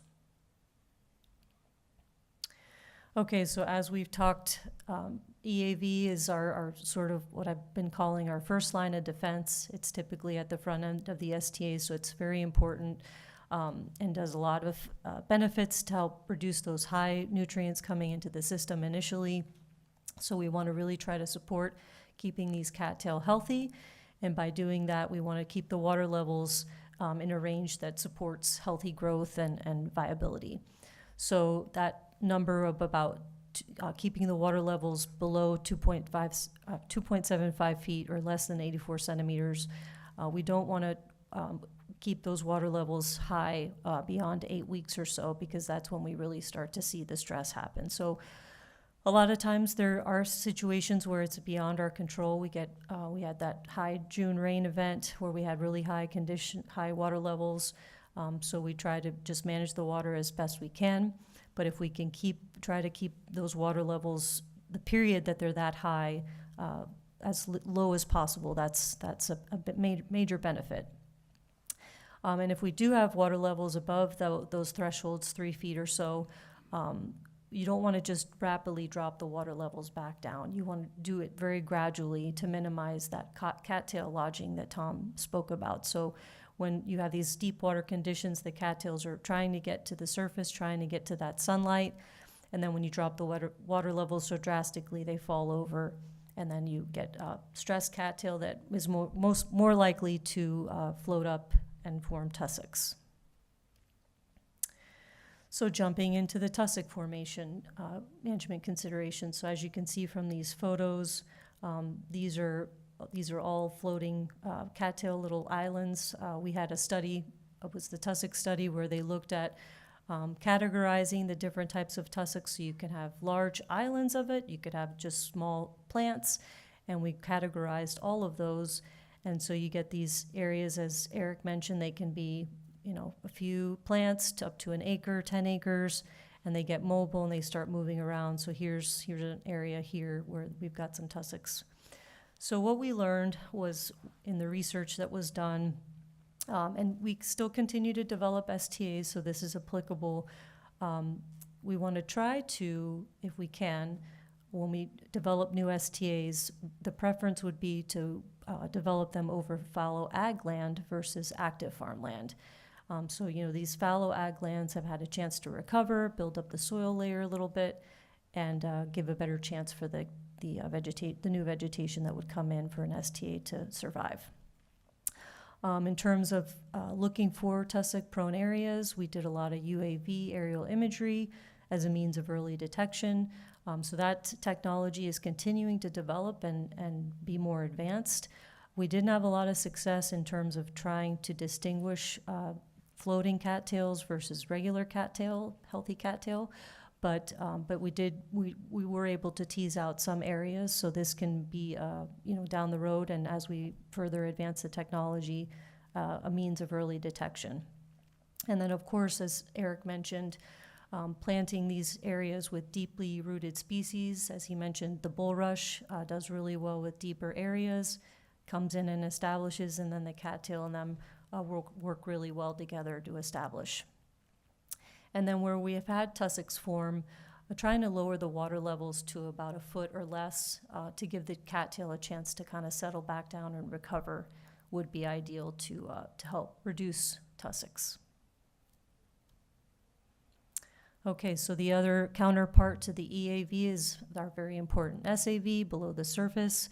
So as Tom mentioned, we had a study where we sort of threw everything at our SAV to try to kill it.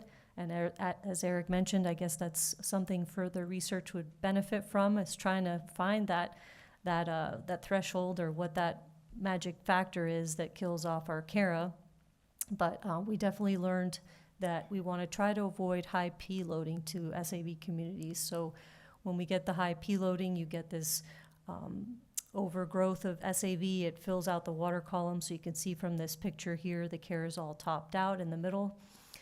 So when that happens, you get the low DO. It doesn't let anything else grow and just can tend to lead to crashes. We want to maintain our SAV at the outflows in a healthy state, of course.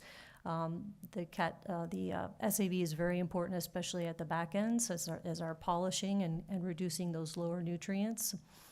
And then we want to try to maintain SAV to support sunlight penetration. So this is great to an extent, but we want to have a little more openness so that the sunlight can get through, and we have our photolysis and our photosynthesis taking place, and allowing the particulates in that to settle out and other things to grow. Supporting SAV ecotopes such as Cara and Naiad at the outflow regions. So for our ecotope study, as Tom showed, we had the lowest phosphorus numbers and concentrations in these communities.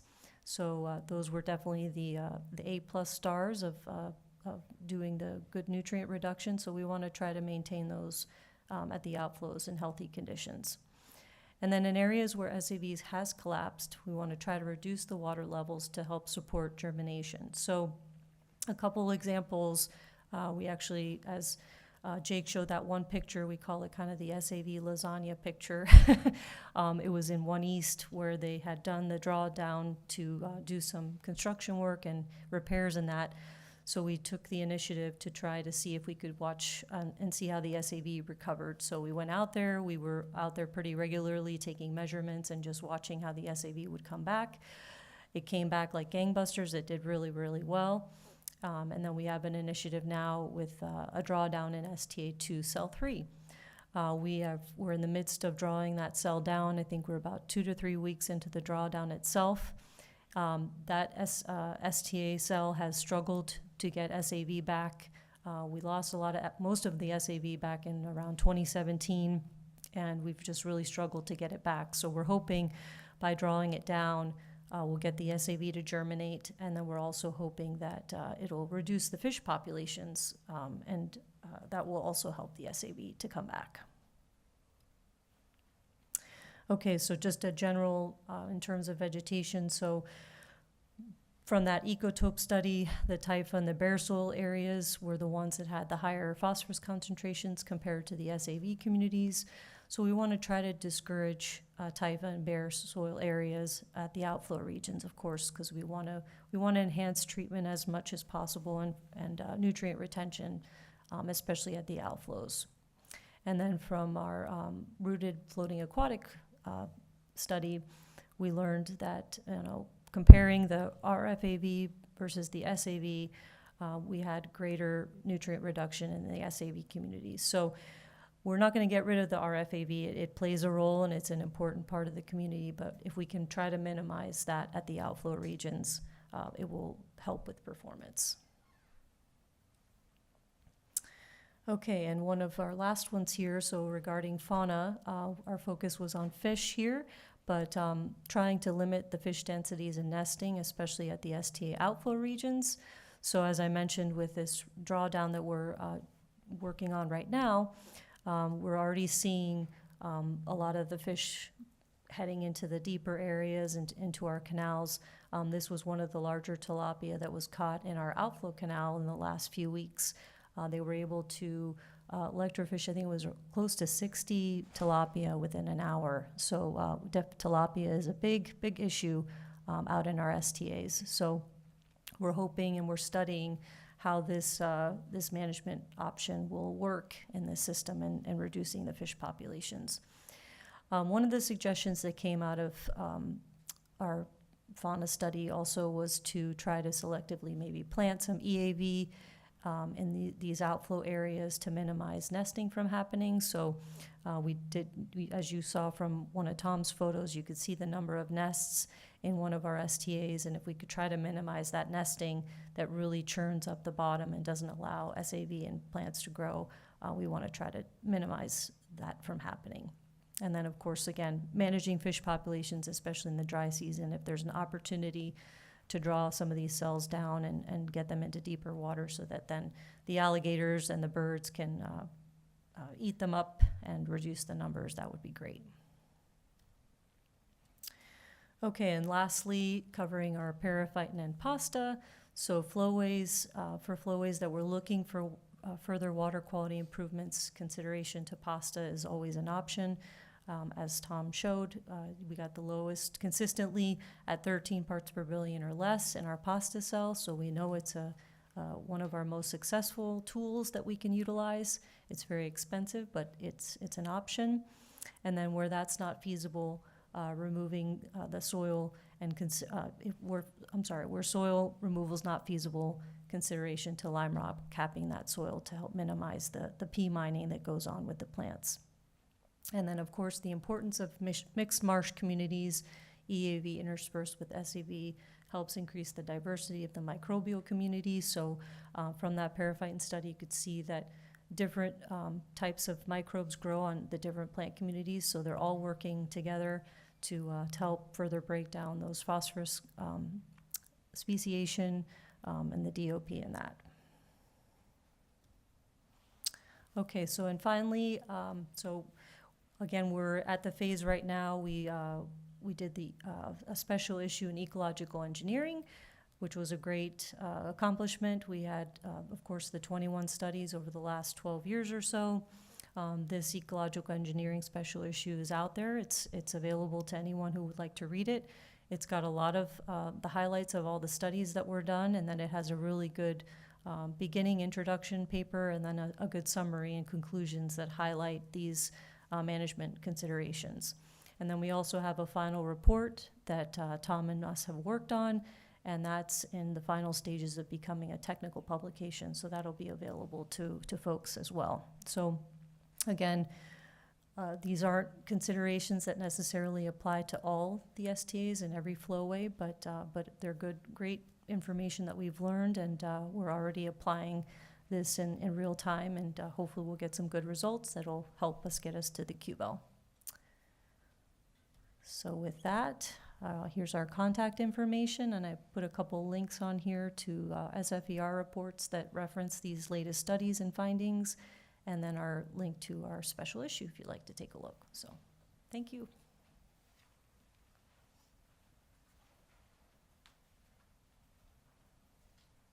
Thank you, Tom and Jill.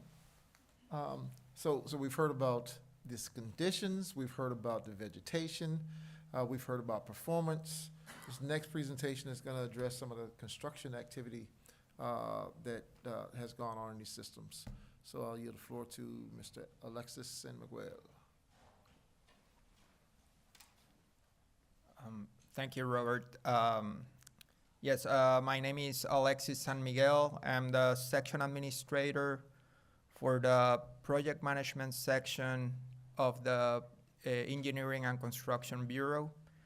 And many of the other folks have already talked about some of the main milestones that we have reached this year in construction, as some of these areas are already being are under vegetation management and optimization.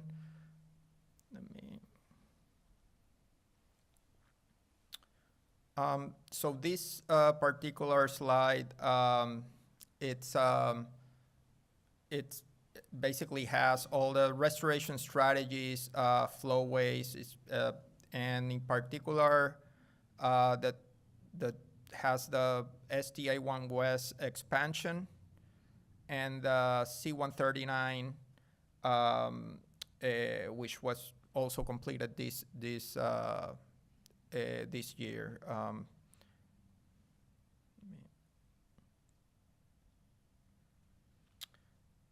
So you can see a list of projects here that have been completed over. I remember starting to work on the STA1 West expansion project back in 2012, and I say basically we, because there's a few folks here that have been part of that, and so you can see the construction of the STA2 compartment. All these projects are work together on this program, but in particular, STA 1 West expansion number 2 and C-139 FEB.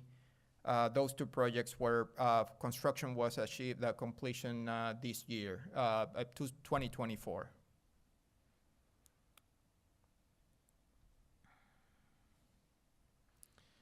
So we're gonna talk a little bit more of, so you can see the whole STA 1 West facility in this slide.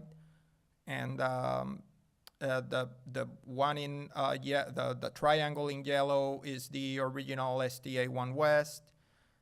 This first expansion, as I said, we started the detailed design back in 2012, finished construction 2018. And the expansion number 2 that was recently completed is the orange triangle and line that you see here.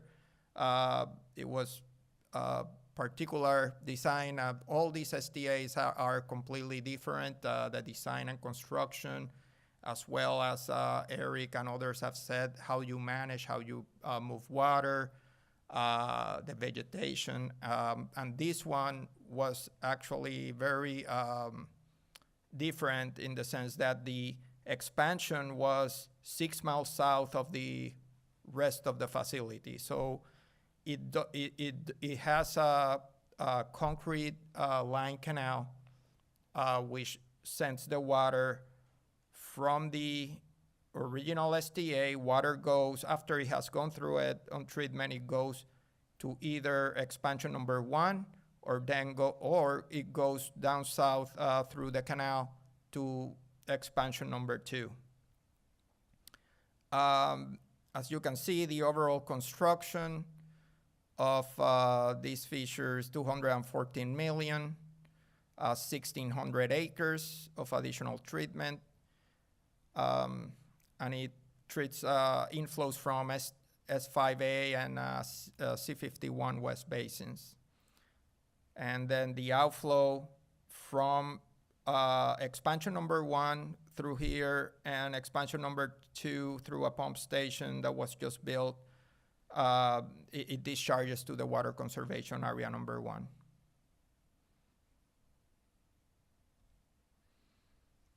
Here's a little bit more detailed graphic of how the flow moves in expansion number 2. There's 3 different cells, water flows north to south, and there's a new pump station.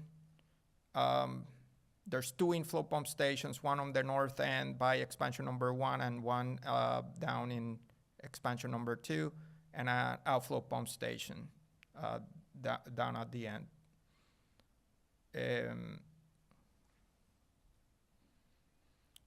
Here's a couple of pictures of looking from the north and the concrete line canal, which is can be seen here on this picture too.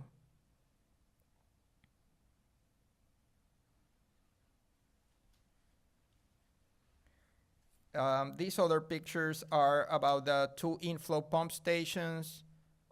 They were just recently completed, and the 3 pump stations were.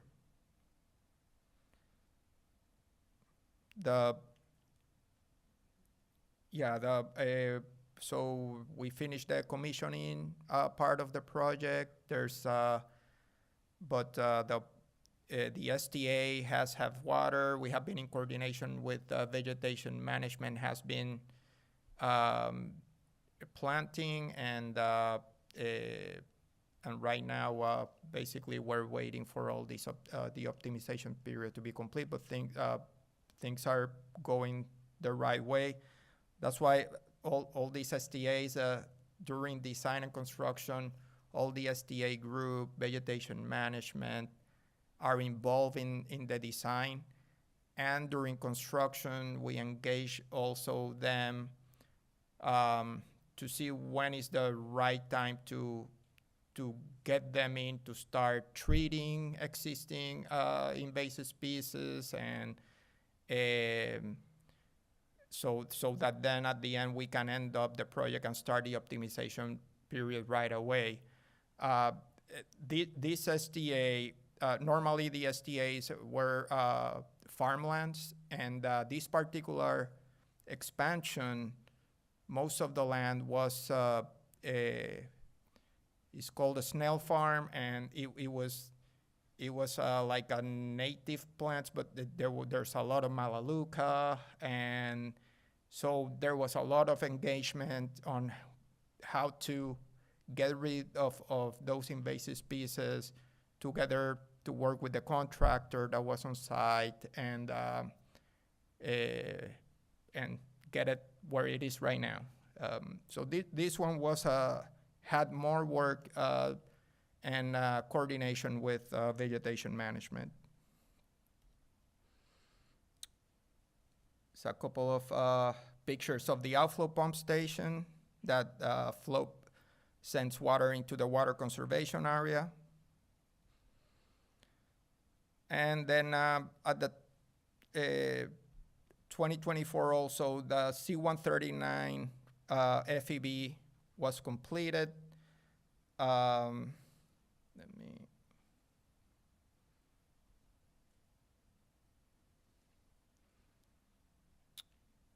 So this flow equalization basin water comes in through the inflow pump station 550, and water moves around the whole way here to have a longer time frame for the water to move around, and just not short circuit right into the outflow pump station. There's a levee that you can see in purple right here that makes the water move around. There's also vegetation management on this flow equalization basin. As you can see, all these fissures are complete, and again, it's in the also optimization period. It's a picture here of the inflow pump station and the outflow structure.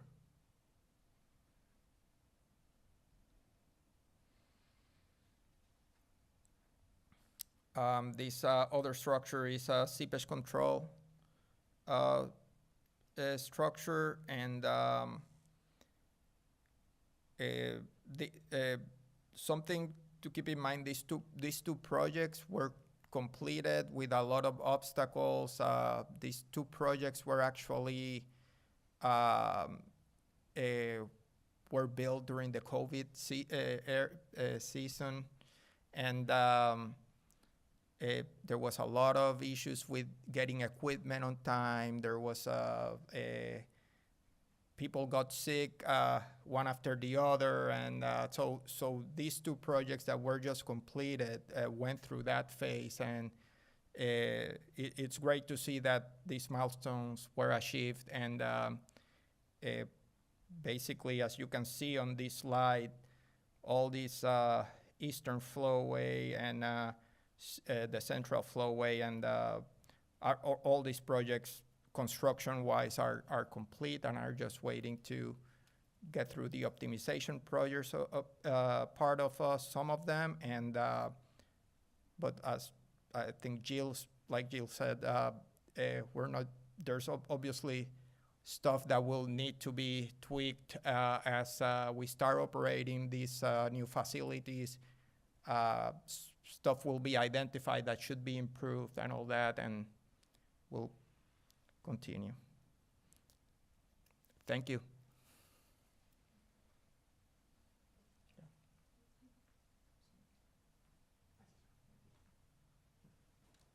And there's Miguel's information, Alexis's information, should you want to contact him for more details. All right. So the next presentation is actually getting into some of the source control programs that Restoration Strategies also required. And so Stephanie Nevandusky, who's a senior engineer with Everglades and Estuaries Protection Bureau, is going to make the next presentation. Stephanie?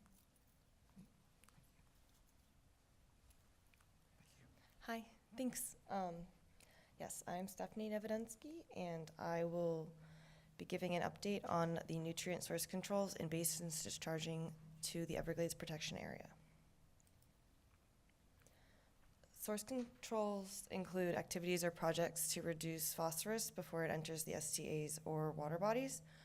An example of a source control is a BMP or best management practice. The basins tributary to the Everglades include Everglades Construction Project Basins, or ECP basins. These are shown here in peach, mostly the C-139 and EAA basins. And then the non-ECP basins are in brown. The non-ECP basins discharge directly to the Everglades Protection Area, and the ECP basins discharge to STAs before they discharge to the Everglades Protection Area. The long-term plan project objectives are shown here. So the long-term plan and restoration strategies supplement the mandatory source control programs of the 1994 Everglades Forever Act. They do this by providing funds for additional projects and describing comprehensive strategies. The goal of the 2003 long-term plan is to maintain and improve the benefits of source controls by identifying cost-effective opportunities and working in partnership with landowners and municipalities.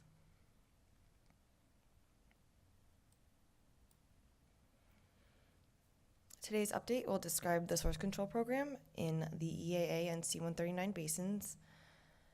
Their source controls are implemented under the regulatory programs of Chapter 40 E63.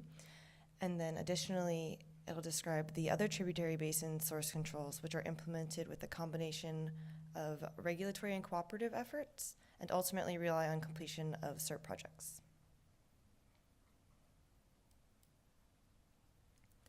This table shows the total phosphorus runoff data by basin. It's for water year 2024, and it shows the receiving water bodies, water year 2024 total phosphorus load, and total phosphorus flow weighted mean concentration. The table is ordered in from highest phosphorus load to lowest. A quick summary for each basin will be given, except for C-111, which is not part of the long-term plan. And more details of this runoff data is provided in Chapter 4 of the 2025 South Florida Environmental Report.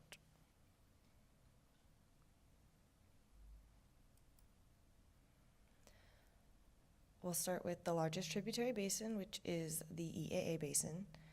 And its source controls include basin level compliance, permit level compliance, research and demonstration projects, and sub-regional source control projects.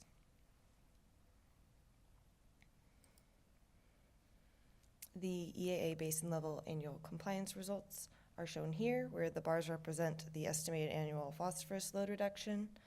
The black line represents the 25% phosphorus load reduction requirement, and the green line represents the load reduction over the 29-year life of the program. The EAA basin is determined to be out of compliance if the 25% TP load reduction target is not met for 3 consecutive years. The long-term reduction is currently at 57%, and the reduction for water year 2024 is at 46%.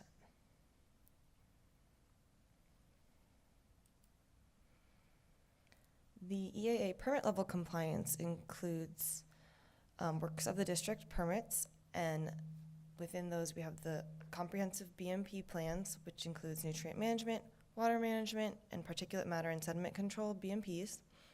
And then it also includes a permitted water quality monitoring plan and post-permit compliance activities.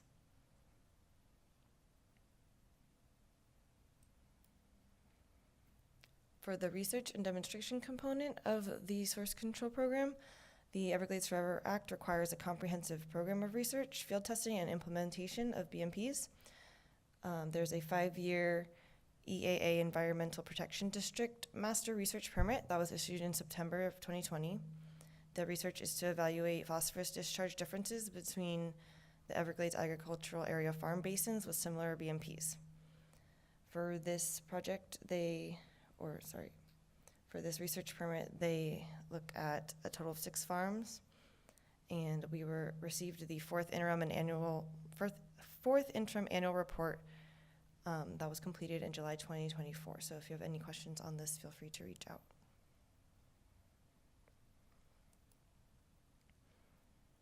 The sub-regional source control projects portion of the source control program is created to supplement the existing regulatory BMP program.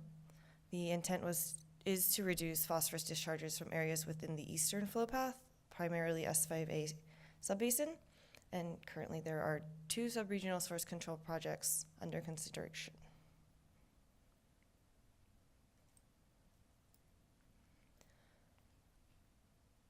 The next ECP basin we'll look at is the C139 basin, and they are required to implement a regulatory source control program and maintain phosphorus load at or below the pre-BMP historical level. Although the permit level monitoring is not required for C139, the district has established a sub-basin monitoring network for the basin, and those sub-basins are shown in this image.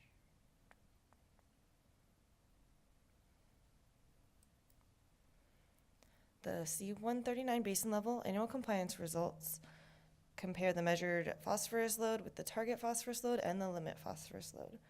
So the bars represent the measured phosphorus load, the diamonds represent the target, and the red diamonds represent the limit.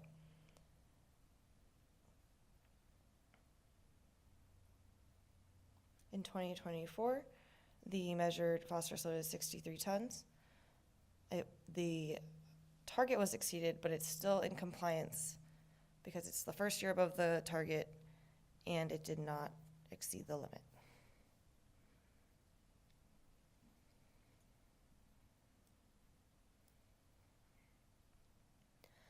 Next, we'll go to the C51 West and Acme Basin.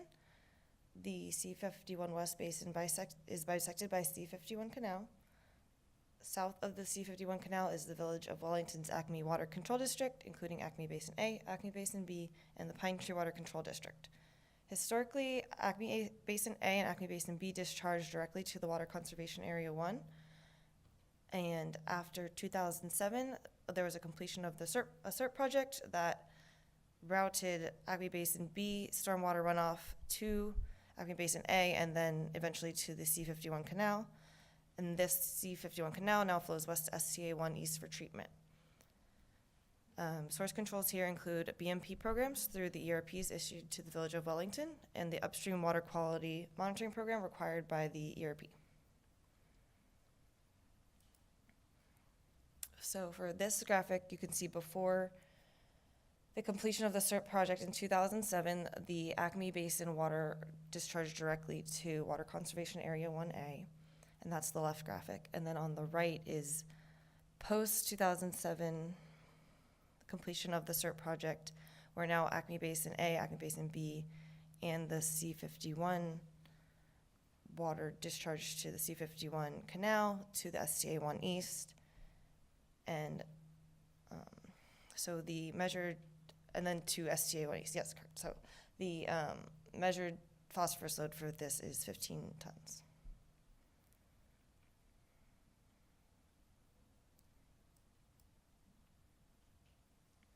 Next, we'll look at the Feeder Canal Basin. It's an agricultural basin in Hendry County. This would be considered an other tributary basin as it does not discharge to an STA before reaching the Everglades Protection Area.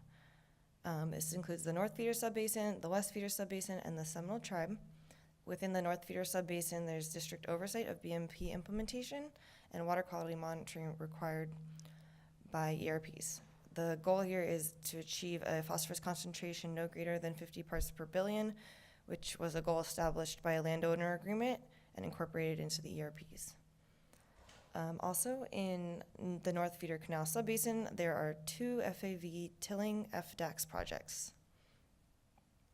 In the West Feeder Subbasin, nearly all the landowners are enrolled in the FDAX BMP program. and the feeder canal basin as a whole relies on the completion of SERP for achieving long-term plan goals.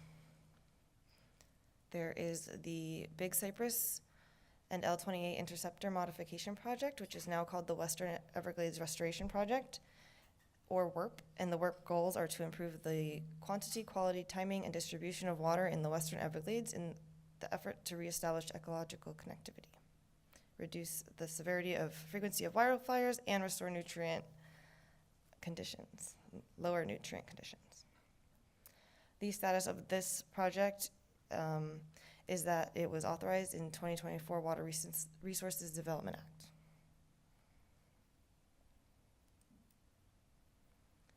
For each of the tributary basins, I'll be showing a similar graphic to this, where the blue line represents the annual phosphorus load, and the dark blue diamond shows the flow-weighted mean concentration of discharge at each structure.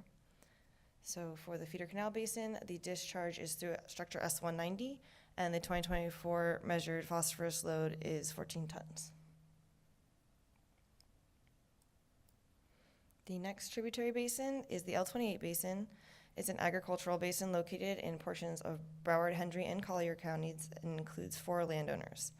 For source controls, the L28 relies on SERP projects, and those rely on completion of the work.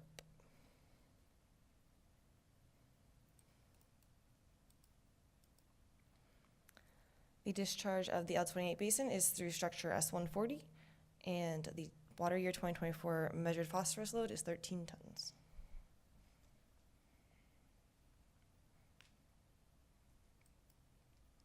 Next, we have the C11 West Basin. It's located in Broward County. 70% of the basin is urban area, and the rest is agricultural. The basin discharges through pump stations S9 and S9A to the Everglades Protection Area. And source controls here include BMP implementation and water quality monitoring requirements included within the ERPs. So the ERPs are issued to the basin's 3 water control districts: Indian Trace Drainage District, Central Broward Water Control District, and South Broward Drainage District. The ERP conditions include BMP implementation, optimized detention of stormwater runoff, and water quality monitoring. There is a project called the Broward County Water Preserve Area Project. It's a SERP project within this area, and it consists of 2 above-ground impoundments and a wetland buffer. This project is designed to reduce discharges from the basin while maintaining flood control. The construction of the impoundment will be initiated after the final design is completed in fiscal year 2025.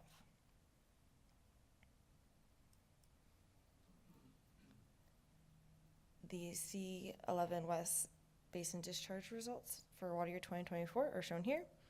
It discharges through structures S9 and S9A to the Everglades Protection Area, and in water year 2024, its measured phosphorus load is 5 tons.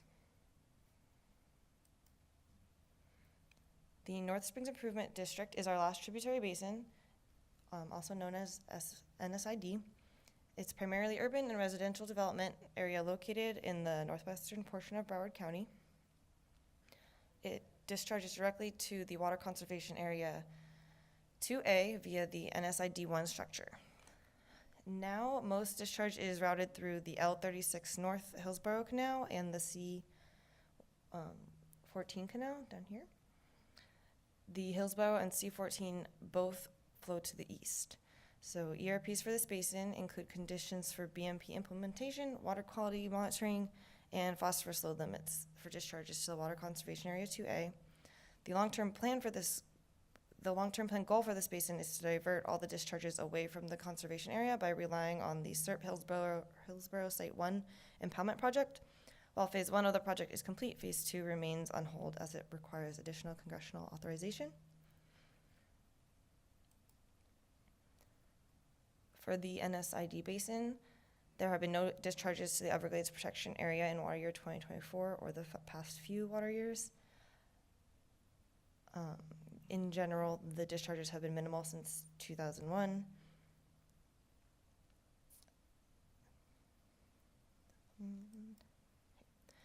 In summary, water year 2024 phosphorus load reduction for the EAA basin was 46%, and the 29-year average phosphorus load reduction for the program is 57%. The C-139 basin water year remained in compliance. The measured runoff phosphorus load is above the target phosphorus load, but as previously mentioned, 3 consecutive years above the target is needed to be out of compliance. The other tributary basins for water year 2024 show voluntary BMP implementation and progress towards the completion of CERT projects. Continued success of and ongoing improvements to the Southern Everglades Source Control Program rely on verifying BMP implementation, continuing meaningful research, and tracking program performance based on water quality data. And that is it for me. If you would like more information, please look at the Chapter 4 Nutrient Source Control Program in the Southern Everglades. And this is my contact information.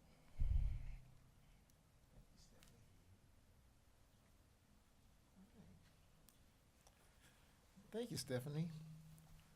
Now, we're getting into a situation or a part of this meeting where we can figure out how the public can use these great lands. And so the next presenter is Mr. James Harbaugh. He's our Recreation Project Manager, and he's with Land Stewardship. He'll talk to us about public use on district lands.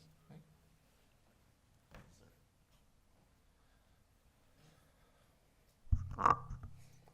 I'm a little taller. Okay, there's my intro. First of all, why do we have public use on the STAs?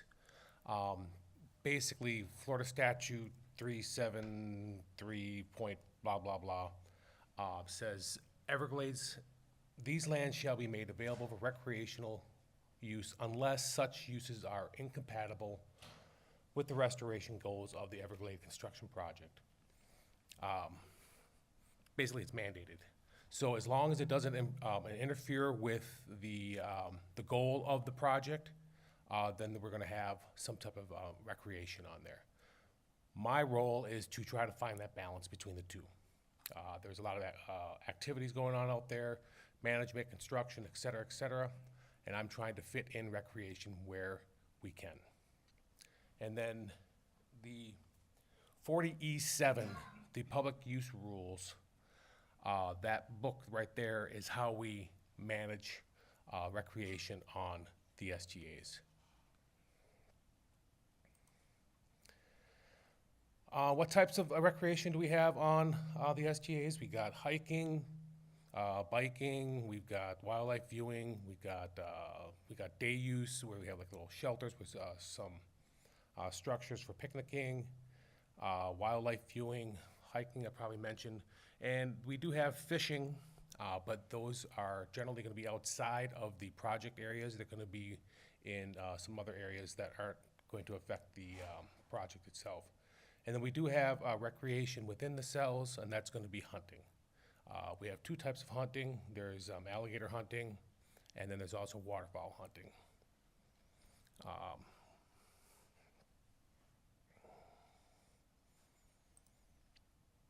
We have partnerships. We have a lot of vested stakeholders. One of the biggest stakeholders we have is FWC. They regulate the game species in public trust. Basically, the wildlife is owned by the public, and that they oversee that as public trust. We have Audubon. They are a increasing group on our properties. We got Henry Glades, Martin County. This is just a few of them. We've got more than one Audubon chapter that has been using our properties. United Waterfowlers of Florida, they show a lot of support with large showing at their recreation forums. They are an advocate for all public groups, not just for waterfowl hunting, but their main thing is access onto lands, whether it be STAs or any other type of land, and they're very active in that, and they stay active with this, with us. They do a lot of good work with us. Excuse me. Florida Trail, National Scenic Trail. We have sections of that. They maintain the the trails for us, so we don't have to do the work. They do mowings where they can. We've actually established a couple of small campsites outside of the STA project areas, so they have a break. And then we have, who else is this? This is the Florida Amateur Astronomers. It's kind of a unique situation out by STA 3-4. The skies are real dark. It's a dark sky situation. And they have an agreement with us. They go out and they do some photography. I think they have 2 events each month, one during the new moon and one during the full moon. So they're doing photography whenever they can, and they have that throughout the year for us, or on our properties for them.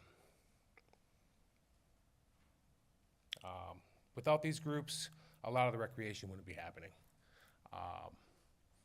They are very active, and we have the other sportsmen's clubs that I didn't mention in here. They do a lot of work for us too, which I'll probably be mentioning as we go forward. All of our recreation is generally nature-based. I mentioned wildlife viewing. I mentioned the Audubon Society and birding. Some notable recreation is STA 5-6, from the Mississauga tribal lands on the L3.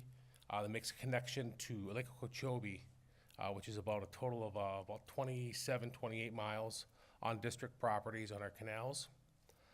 There is an ADA boardwalk that's used for both wildlife viewing and also hunting.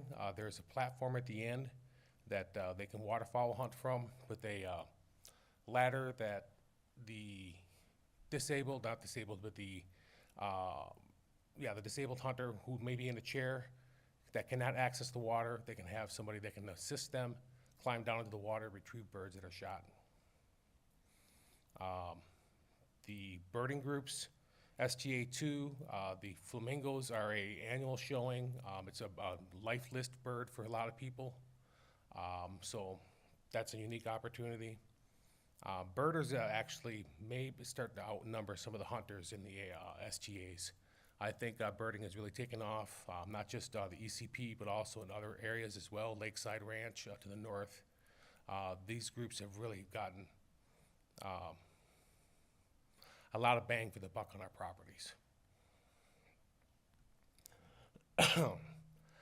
Bicycling, cycling, and hiking. This is a picture of or a map of STA 5-6. And there's, I don't know how many miles, but it's in conjunction that other places that it can loop up with this and can have about 50 miles of actual biking. The STAs are open Fridays through Mondays.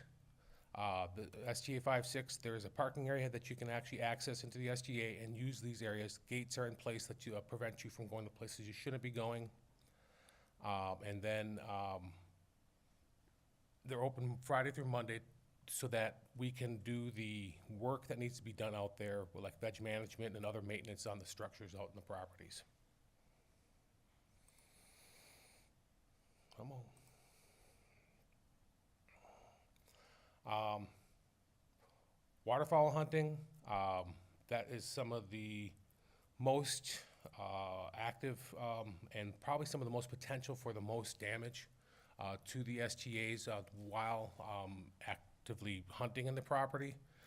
We have set up a system that the hunters can access into the cells. It's regulated by FWC again.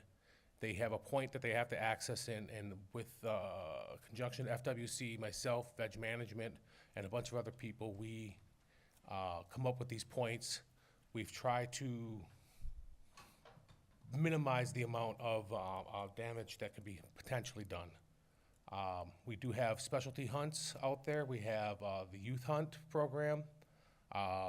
They do some waterfowl hunts, and then there's the youth hunt, the federal season.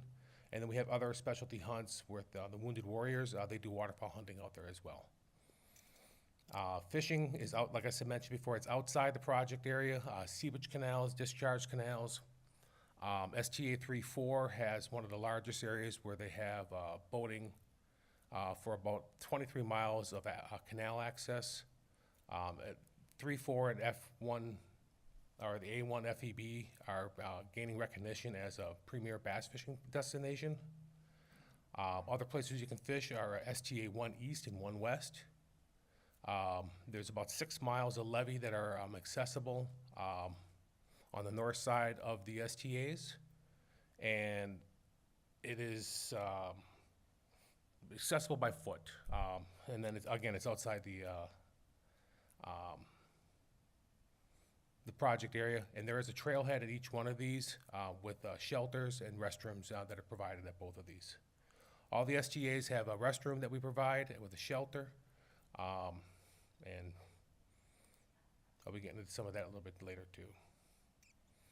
The STAs, the function versus public use, they're a working property, they're constructed wetlands to prove the water quality, and the goal is to allow function and public use at the same time, and it can be a balance sometimes. I work with field operations.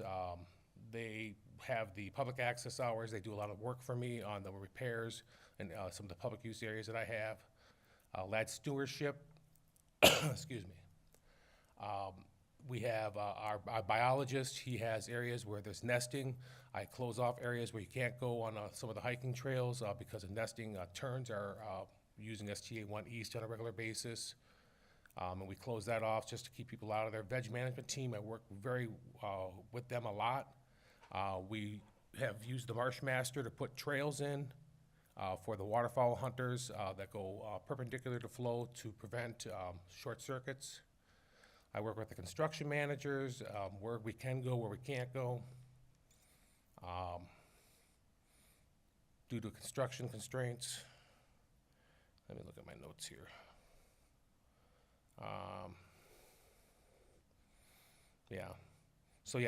This is an example down here of some of the points. This is a map that we make with FWC. And these are the points where they access into STA 3-4 into cells 1B and 2B. So this is a collaboration between all of these different groups.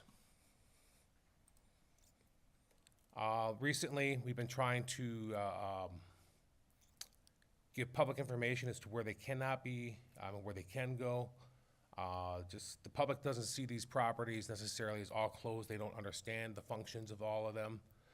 So we've been putting up signage to improve that, so that they are within the areas where they're supposed to be. Some of the signage we put up are preventing them from going into some of the outflows where the samplers are being drawn. Others, there's a structure, in this case, on the other side of this gateway to keep them out of that. New plantings, the veg management put up signs in some of the new planting areas, so waterfowl hunters stay out of those. And then we're trying to improve the education with the public through FWC. We have a website, we have a link on the FWC website that comes back to the recreation page with saltwater water management. And it's basically a page just specifically for the STAs and some education. I believe there's some more ongoing with this. We're going to try to do some other things in the future. Just so the education is one of the things that is the key for success for out here. While we do have a lot of compliance, sometimes we have, like where we need to put situations, we have signs just because the public doesn't know. Construction and maintenance, this is one of my biggest challenges is, while I'm out here trying to provide public access. Where am I here? This is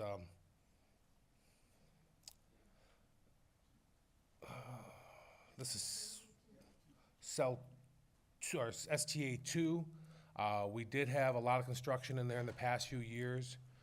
That has opened up considerably. We went from only having 10 parking places for waterfowl hunting in this cell 3. Now that a lot of that hauling is done in that area, now cells 5 and 6 have been opened up. And it was a very successful year in there. So we went from a restricted access to expanding the access over the past few years. I'm hoping that as this STA finally comes completely online and all the construction is done, we can open up another cell. STA two, since I'm on the same subject here, we have we implemented a restriction as to where they can hunt alligators. The outflows and where the monitoring is taken, that stretch is off limits for alligator hunting, and with the signage is what we put up to try to implement that.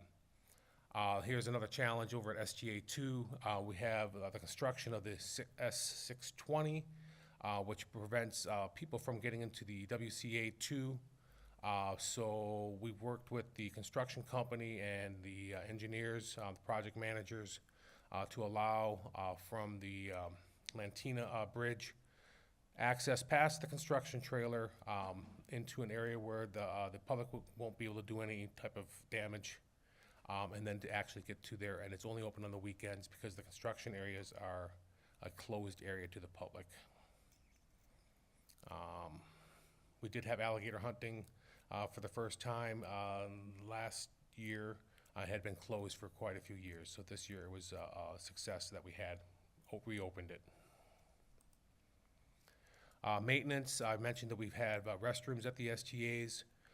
We just recently put in new restrooms at 3 of the 4 access points. SGA 1 East is one that we're still waiting on some permitting. I believe that's finally completely done. We're going to be putting a new new restroom at that. They're concrete vault toilets. The composters have lived past their life expectancy. They're high maintenance, and these vaults are probably going to withstand a lot more weathering and should have a longer life. The parking areas, we just redid the fencing on the outside edges of it. It had become dilapidated from age, and now it's also a low maintenance design, in that if there is damage to it, say for instance somebody happens to back into it inadvertently, instead of having to rip apart half of the fence area, we can just replace the few boards. Moving forward, this is basically how public or how recreation happens on the STAs. At the beginning, the design phase, the recreation is implemented into the design, if you will, and then when the construction starts, so you get in the beginning part, and then once the construction starts, then we revisit that during that construction, and the construction is completed, and then all of the testing phases, ADA, and everything is put into place. There's lots of consulting with the internal staff, public input. We're looking for where we want to have these recreation considerations, who's going to do it, and then once all of this is completed, then the governing board gives approval, and this can be a process of up to about 10 years, starting at the beginning of the concept, all the way down to the end.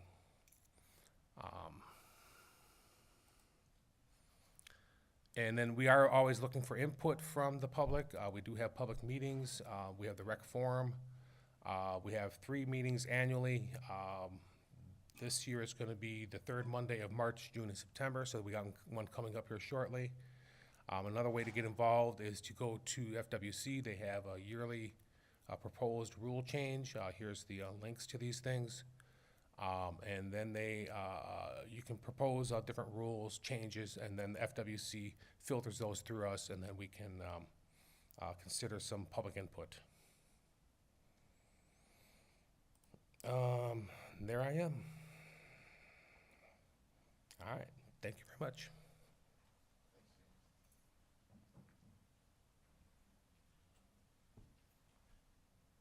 All right, so here we are. 7 presentations. We've covered a lot of information, but we wanted to yield a little time for anyone that may have public comments. So, if you have a public comment card, pass it to Matt here to my right. If we have individuals who are on the phone that want, or on the Zoom call that want to make a public comment, these are the instructions. Raise your hand and we'll acknowledge you. So I'll give it a few minutes to find out if we have public comments. And if we do not, we will have a completed meeting. None? I don't think anyone in here wants public comment. Okay.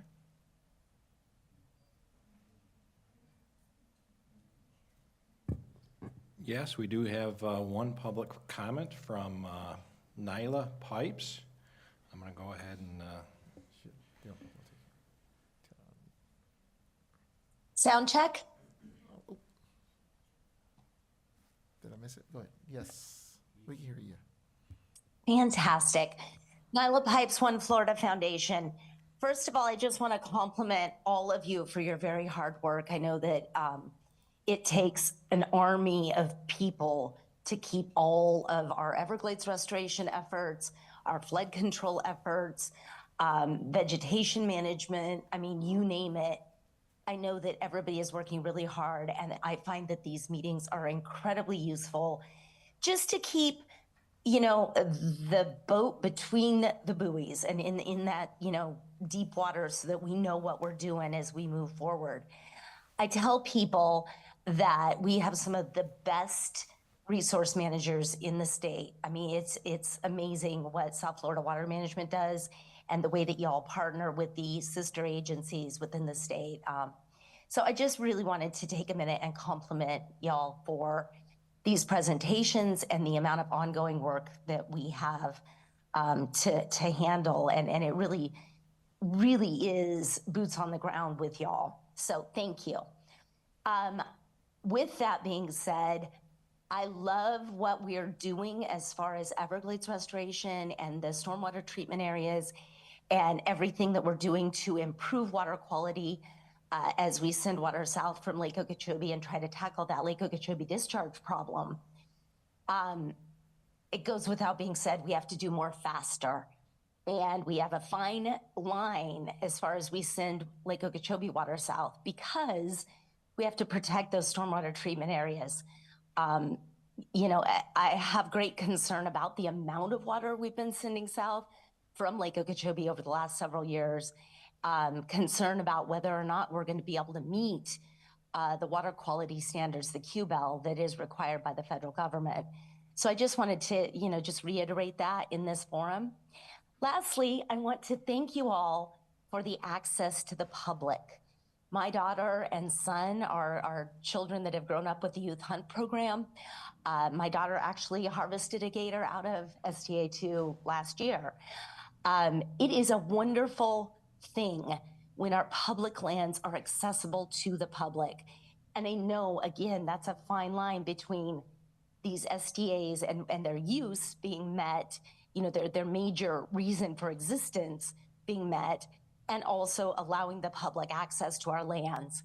But it's so important because when people can get out there, when they can recreate in their chosen form, they realize what it is we're trying to protect. So I just really wanted to put, one more positive thing out there saying thank you for keeping our public lands accessible by the public. Thank you very much. Thank you, Ms. Pikes. Do we have another? at this time, we do not, but just, I guess, a quick reminder, if anybody is online, to go ahead and raise your hand, and we can then give you that opportunity to provide public comment.